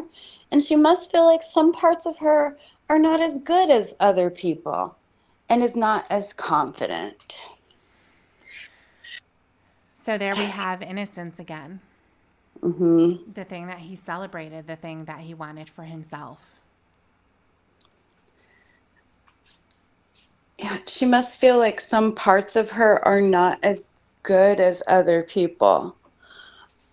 Well, I mean, maybe, but I think it would be more fitting. She's depressed because of the trauma she endured, of course, but also just scared knowing that there are such horrible people out in the world who are Mm-hmm. willing to do that. I mean, that would make me pretty damn depressed. Yeah. It does make me pretty depressed reading this stuff and knowing that Right. these people exist. Yes. Yeah. Um, but yeah, it all comes down to innocence. That was his big crime in his mind, is taking her innocence away. And it makes me wonder how he would have felt if she was like, if the character was more experienced with boys.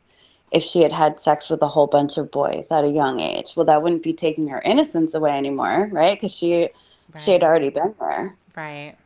So is that the only crime here? Is that she had never done any of these sexual things before and he was introducing them to her? Or just the fact that she was a kid and he was an adult? Good question. Yeah, Yeah, good that's question. interesting. Took away so much innocence. Not all of it. Hmm. Just only an amount, I suppose. Yeah, right. But yeah, but that's what he wanted though. He Hmm. wanted that. He wanted a virgin. But you're right. It would be interesting to know what his reaction would be for somebody who had a little bit of experience.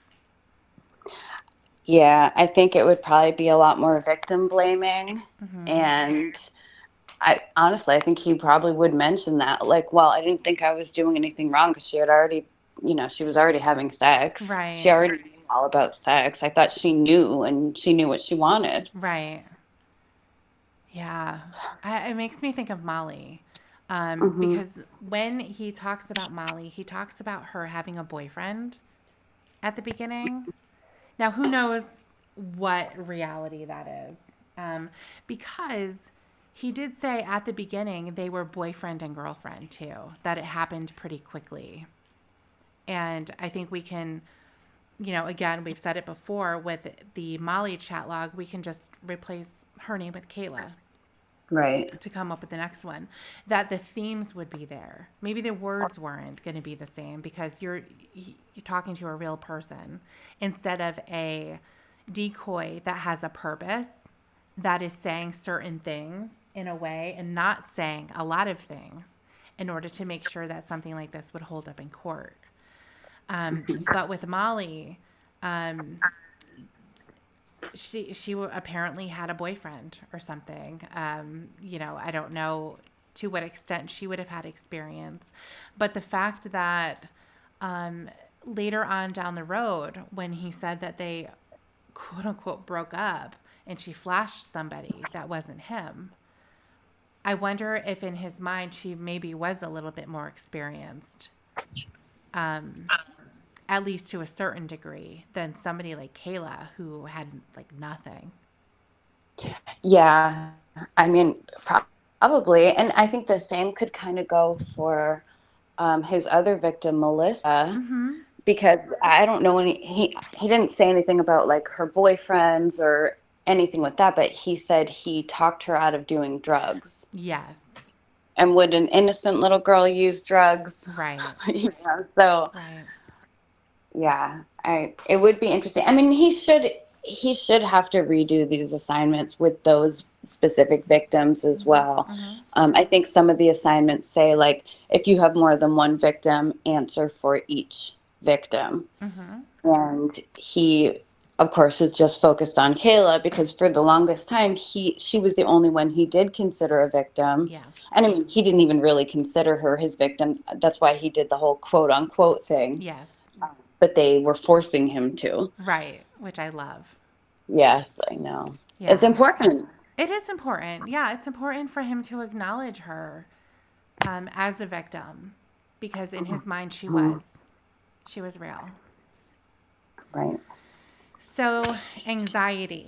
What does he have to say about anxiety?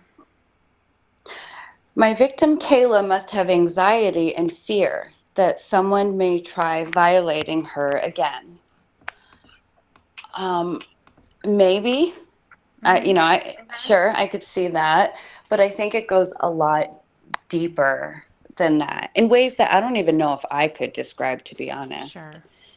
Um, yeah, just the trauma of something like that happening to you, like during your formative years that are very important. Mm-hmm. I can see how could lead to um, just like mental health stuff and not being able to deal with things necessarily like they might have otherwise been able to.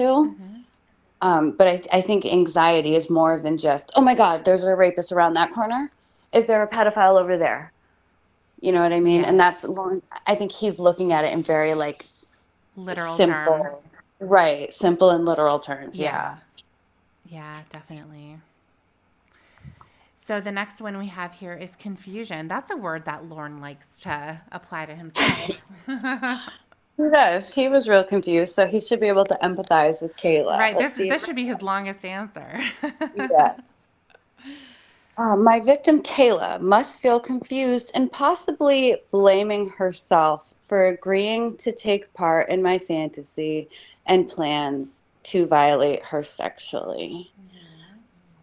Again, maybe if she did blame herself, she should not because she was not to blame. But I know that, involuntarily those feelings can pop up in victims. Mhm. But I don't think that's what Lauren should be focused on.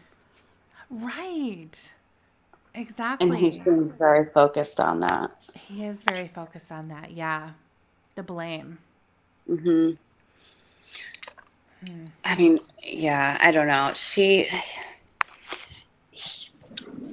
He's just going through all of this. I think they told him like try to put yourself in your victim's mind, And he's like, I right? can't. Well, he's like, okay, well, she should feel bad for me. She should feel guilty. She should feel a little bit like she can feel bad for herself because I know I did like violate her and stuff, but I never even meant to do it. Yeah. And I only did it because I was messed up at the time. Hmm. So if I was in Kayla's shoes, like I'm a good guy and I know I'm a good guy, so I would feel kind of bad for myself. Mm-hmm. And I'd probably feel kind of guilty that I put myself in prison. Um, but I feel like if they had been like, Lauren, okay, put yourself in the shoes of a child who was sexually abused by a 36-year-old man, then it would be interesting to see if he felt sympathy for this, imaginary 37-year-old man who abused him when he was a little boy. Oh my I God. Could you imagine? Right. Yeah, exactly. Yeah, he is incapable of empathy, of like true empathy and imagining how another person could be feeling. Yes. Yeah. But that is an interesting thought about what would he say about somebody who victimized him. Well, we did look at a couple of letters, but imagine Yeah. if he had this type of an experience and he had Hmm. to write about that. I'd be like, that motherfucker. Yes.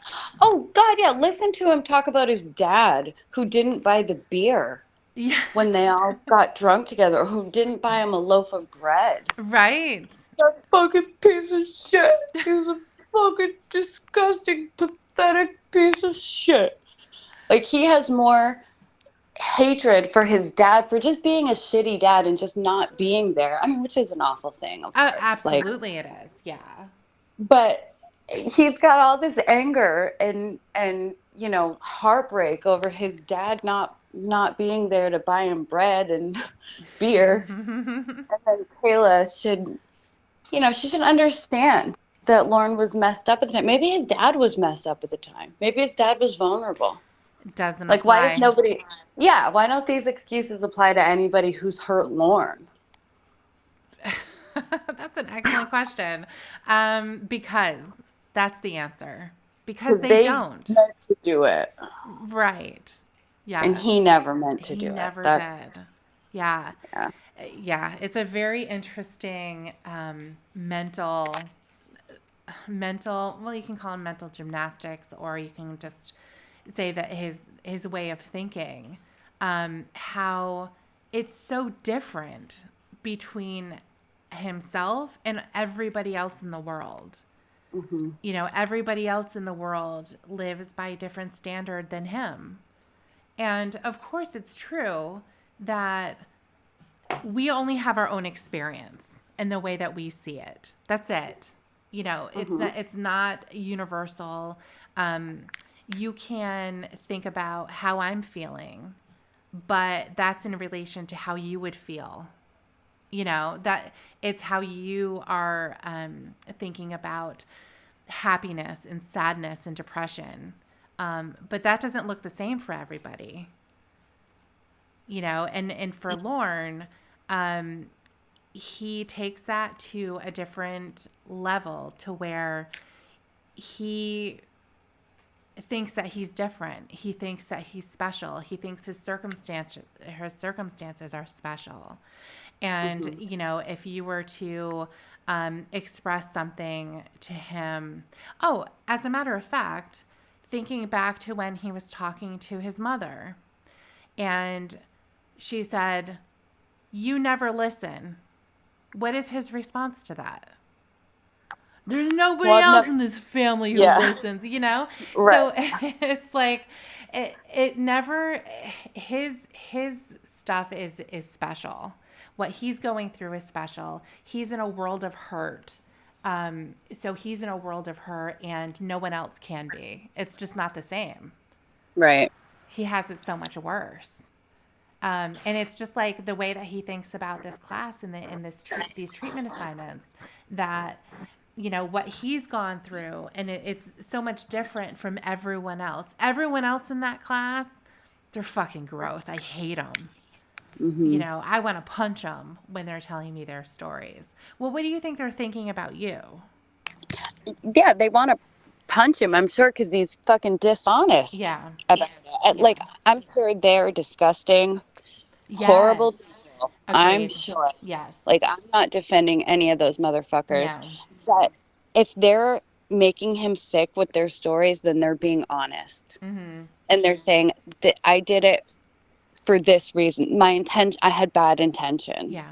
And that's the point of the class, is to be honest and hold yourself accountable. Yeah. And Lauren refuses to do that. That's the difference between him and all those other dudes in the class.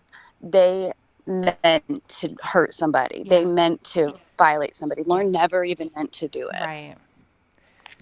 Right. And that's why he's their valedictorian who will never graduate. Exactly. Yeah. Right, because he can't just admit, yes, I meant to do it. He I can't. That's why I messaged that little girl instead of a little boy, Yeah. or a 50-year-old woman, or but literally anybody else. Yeah. Yeah. Literally anybody. No, he was. We know that he was gunning for somebody exactly like Kayla. Hmm.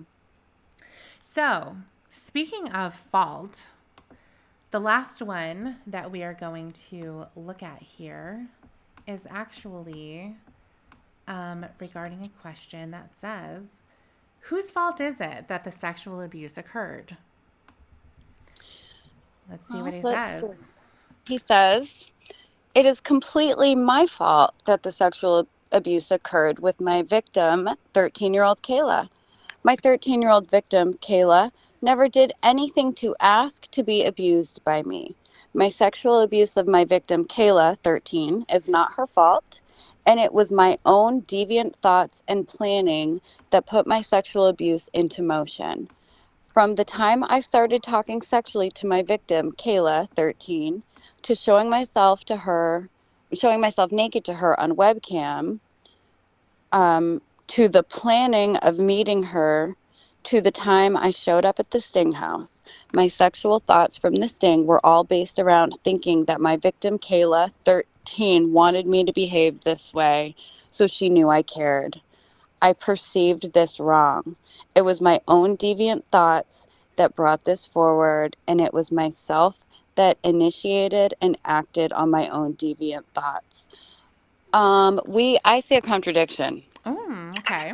I see a problem because he started out good. Yeah. I don't think these are his own thoughts. I think that, again, he was coached into this by giving many wrong answers, and finally the provider's like, "Lauren, it was your fault. Yeah. You did this because you wanted to." So he's like, "Fine, I'll fucking write it." Yes. But he couldn't. He Yeah. couldn't. Where he says, "From the time I started talking sexually to my victim," nope, we're going to rewind, because it started when you started talking to your victim. Yes. Just period. Mm-hmm. Okay. But also, like, maybe you could let that one slide, that little omission of truth. Mm-hmm. But then he had to go into, "My sexual thoughts from the Sting were all based around thinking that my victim, Kayla, 13, wanted me to behave this way, so she knew I cared." That's not true. Right. That is, you. How can you take responsibility and say it was all me? It was because of my deviant sexual thoughts and fantasies that I talked to her that way. But in this very same paragraph, say, "I thought she wanted me to do it." Right. Because You know? that way I would be showing her that I care. How can Hmm. you, how can caring be deviant? They can't be. Right. They're not the same Exactly. thing. But he's trying to say what the class is telling him to say, that this was my fault. It was not okay for me talking to her like this. I was thinking about talking to her like this and I acted that out, and that's not okay. But I did it because I wanted her to know that I cared about her. So, yeah, this is a fail. Let's put a big F on it with that Yes. red pen of yours. Big red F. Yes, because it's not because he cared. It is not because he cared. This is the part of the whole thing that's really frustrating, is the caring part. He's making it into a positive thing. He's twisting it so that it's love Hmm. and it's not hurting. Yes, Lauren, you were hurting. Those deviant thoughts those deviant actions that you were talking about, and the action of you exposing yourself repeatedly for masturbating on your webcam in front of this girl, for driving to her house, for going to get them things so you Right. don't get her pregnant, getting her a gift. All of that is, again, the wolf in sheep's clothing, the snake that's smiling at you. Right. And he did not think that that's what she wanted. Mm-hmm. He never thought that. He didn't care what she wanted. Mm-hmm. He, it was all what he wanted. That's what, so this whole thing is, whose fault was it? Whose fault was it? So he's saying, yeah, it was all my fault. It very like robotically almost the way he Mm-hmm. phrases this, where he keeps repeating, my 13-year-old victim, Kayla, my victim, Kayla, 13. Like you Yes. can tell they were like, Lauren, you fucking forget Yeah. to mention that she was your victim and she was 13. Yeah. So he's saying that it was my fault. Yes, it was. But it was actually her fault because I thought that's what she wanted. Mm-hmm. Yeah, exactly. And the deviant thoughts that I had were loving. So, you know, it's not that bad, right? Right, of course. It's all because I cared, because she cared about me. We cared about each We other. cared about each other. Yeah. And sex and love go hand in hand. They're the same thing. So of course I did. I thought that's what she wanted. Mm-hmm. It's very I was ready to give him a half a point until I got to the final paragraph. And only a half a point because none of this actually came from his own brain, but I True. was going to give him the half of the point for actually doing what they told him to do Yeah. and saying, yes, it was my fault, 100% my fault. Right. A child cannot consent, doesn't matter. But he fucked it up in the last He paragraph. did. He sure did. And, like we've been saying too, if he were to write these today, we'd be getting the same type of response.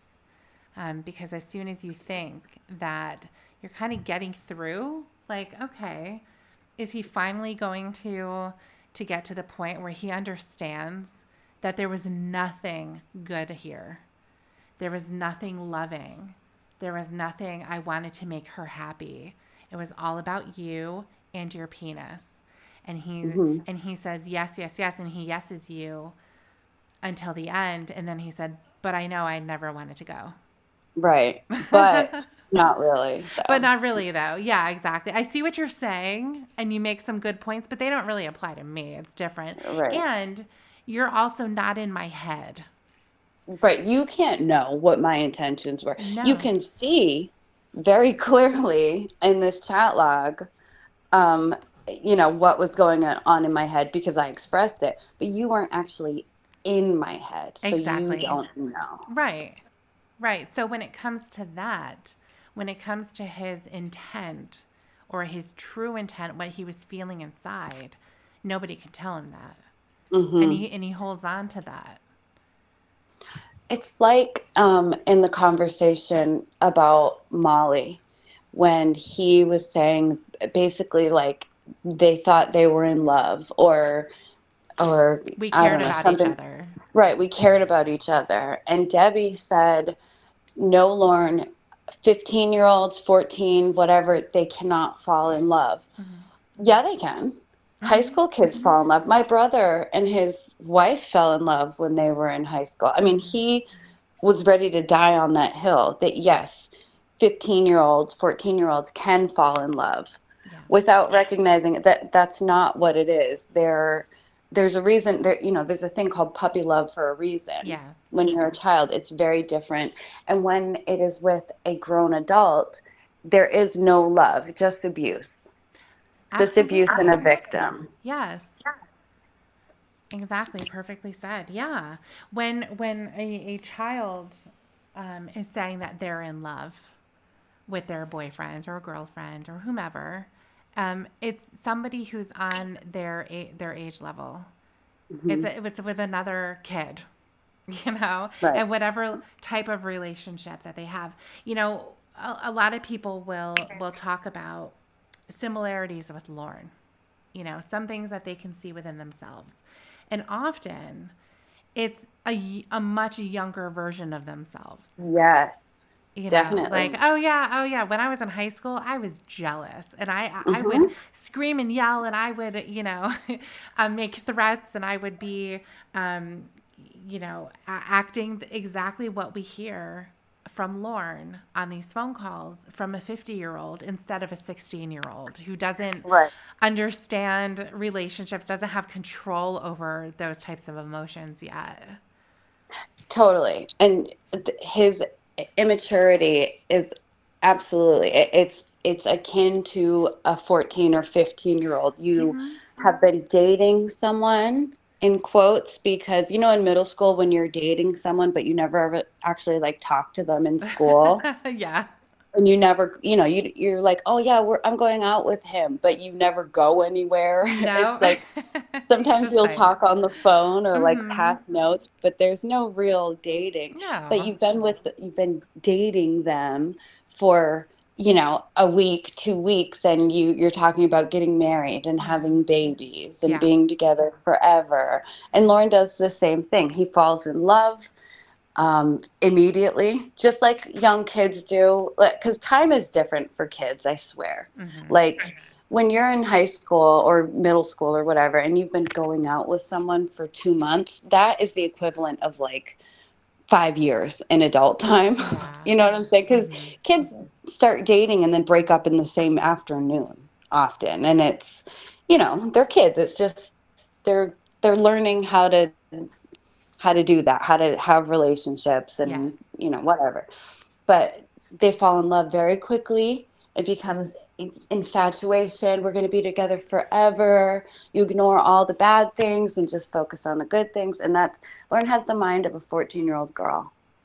Yes. Absolutely. Writing poems, singing songs. This Mm-hmm. is my song to you.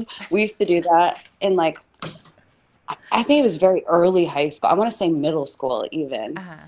Like, oh, this is my song to my boyfriend. A song would, some, cheesy love song would come on the radio. This is my song to you. This is a 50-year-old man. Yes. Yeah, but he really believes in that. Yeah, we can look at a lot of things, and especially the negative side of these young relationships. When there is the immaturity is really showing, and not in a nice way. Like, when you were young and you had, your little boyfriend when you were in middle school, and sometimes it's really cute, right? Because you're writing stupid notes, and it's just kind of funny. At the end of the day, you could think back on it. You're like, oh yeah, that was funny. But the immature parts where it's not so nice, where the Yeah. growth will hopefully happen, and it's expected to happen with the jealousy, Right. and it's not even.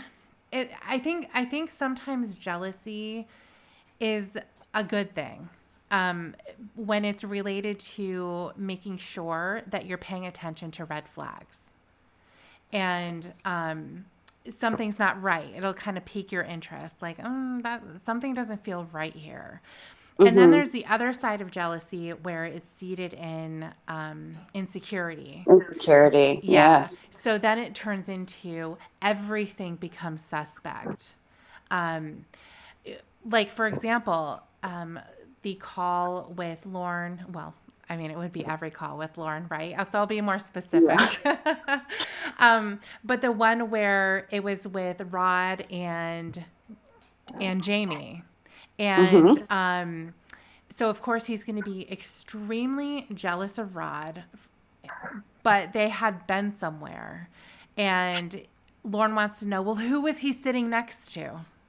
You read my mind. I Yeah. swear. I was thinking the same thing. And when you said, um, talking about some of like the less than cute ways that jealousy or insecurity would present itself when you're in middle school, my immediate thought was like, yeah, if your little boyfriend sits next to another girl at lunchtime, Mm-hmm. that is that's a recipe for disaster. You're Yeah, going to you're freak broken out about up, it. basically. Right. He cheated on me, essentially. You'd be He crying in sat the next, bathroom. right. I can't believe he'd do that to me. He sat next to Hannah at lunch. And that is absolutely, that's where Lauren is. Who did he sit next to? Jay? Yes. Did he sit next to you in the cafeteria? Yes. And remember when Casey and Alex were at a bar and he was wondering how many times did he touch your hand? Because he creates Lauren lives in his imagination in a fantasy world. I swear to God, how many times has he created a a situation in his mind and then his girlfriend has to answer for it? Just like, how many times did he touch your hand? Who the fuck said he touched my hand? Yes. Well, how many times did he just Only made that up in his only mind. when he licked it. That would have been a good response. What? But yeah, no, you're absolutely right. It's so silly, the immaturity that he has with his girlfriends. Hmm. Um, and you can see it the immaturity in these assignments too. There's no real adult answer, I think, in these. You're looking at somebody who, again, like we said, he can't empathize. He cannot put himself in the position of a victim because he doesn't see them as victims. He sees them Hmm. as special girls that he had special relationships with, and they had special talks. They had special times on the phone. They had special times chatting with each other on the internet. They had special times when they were on the webcam together, and dot, dot, dot. Yeah, and he doesn't see himself as the abuser Yeah. or perpetrator or criminal because he wasn't forcing them. He didn't hold them down. Hmm. He didn't, tie them up and make them do something they didn't want to do while they were screaming and crying. He Yeah. was their boyfriend. Right. Well, Um, we made it through some more, a few more assignments. yeah, these ones are frustrating. I know. So we do have some more to go. And so we'll definitely have one more episode. I'm not sure how much more after that. I'm hoping not Okay. too much, Mm-hmm. so that we can move on. We have so much to get to. Yeah, no, it's definitely nice to take the road away from Lauren sometimes. Oh, yeah. It does get to be a lot, especially with these assignments. You're thinking, I don't know, for me at least, you kind of start to get inside like of a victim's head, Hmm. and because I am capable of empathy, unlike Lauren, you start to think about the ways that they would be affected by abuse like that, and Yeah. it is dark, you know? It is dark, yeah. And then after we're done with this, we'll start talking about other dark things like murder and Mhm. other horrible people. Um, but yeah, it's difficult. I think when we're talking about somebody like Jody or any of the other cases that we'll go through, we're looking at isolated pieces of them. This moment in time that they're on trial for. And even though during the trial, you'll start to learn things about them, typically from a defense point of view. Who is this person? But with Lorne, we have a much bigger understanding of who this person is, and we can see that he's a terrible person, and he's a terrible person who doesn't see himself that way. He does not see himself the way that the world sees him, and that I think is difficult for me to be okay with, basically. Yeah, yeah, no, I definitely that it's very frustrating, and you want to just like shake him and be like, "No, stop with the excuses. Stop with all the bullshit. Yeah. You suck. You are an abuser of children, Hmm. habitual, repeated offender Hmm. against kids." And that's something that also doesn't just go away. In a call with Casey, he said, "I'm not attracted to little girls anymore." Like, Hmm.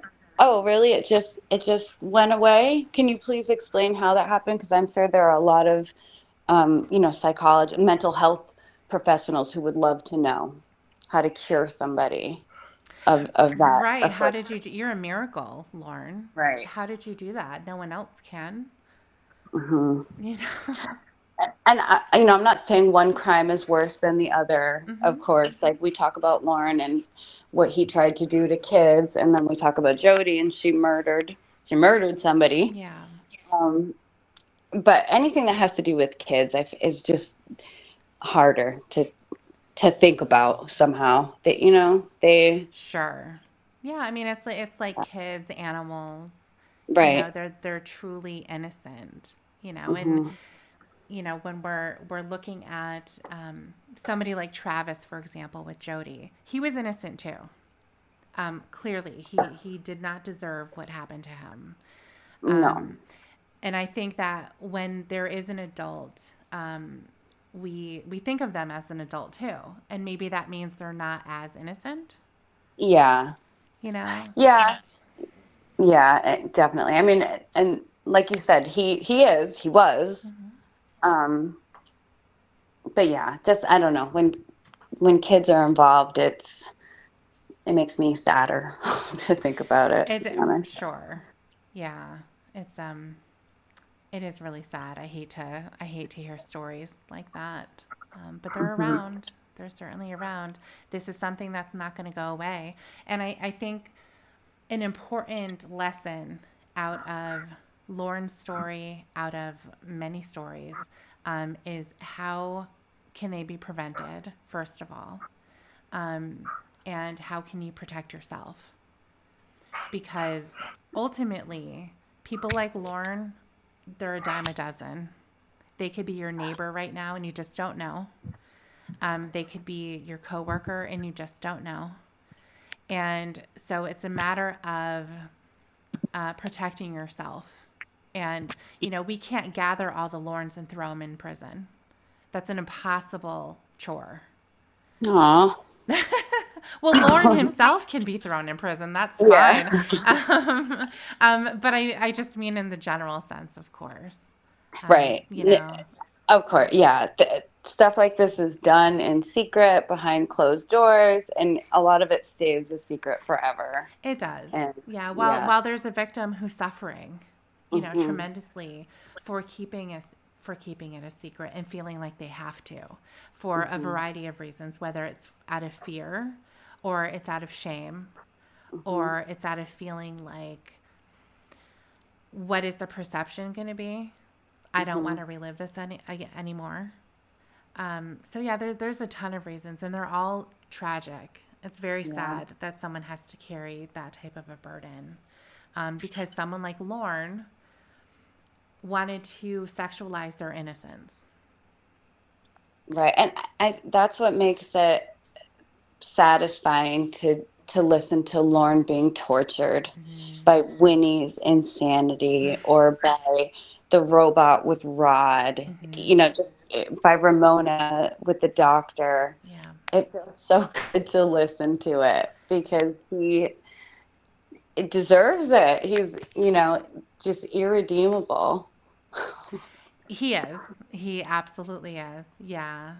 So we do have some more assignments to go through. We will be talking about his family a little bit. I Okay. did see some in there. So we're going to go through what we have, and we'll see what we can come up with. Like I said, I think we'll have another episode for sure. Um, but who knows how many more? There could be two more. We'll say. But we'll find that out when we get there. So We shall see. we shall see. So, thank you so much, everyone, for joining us. And of course, thank you, Amanda James, for your expertise. And yeah, going through these, and it's always good to hear what you have to say because it's spot on. Oh, well, thank you. It's always fun to It's go always over fun. this. We always have something to say, right? And sometimes we go off on one, like before we're talking about the dog's nails. What did that have to do with an assignment? Nothing, but it's Nothing. worth mentioning. That is true. And We're it's hard not to, gonna. because we know so much random shit about him. I know. I know. So it's hard not to go off It's sometimes. always like, oh yeah, and another thing. Oh yeah, did you remember this? What about this? Do you remember when he said that? And then before you know it, you're 10 steps away from where you started and you got to get your way back. Hmm. Yeah. So thank you again for everyone for joining us, and we will see you next time. And until then, take care.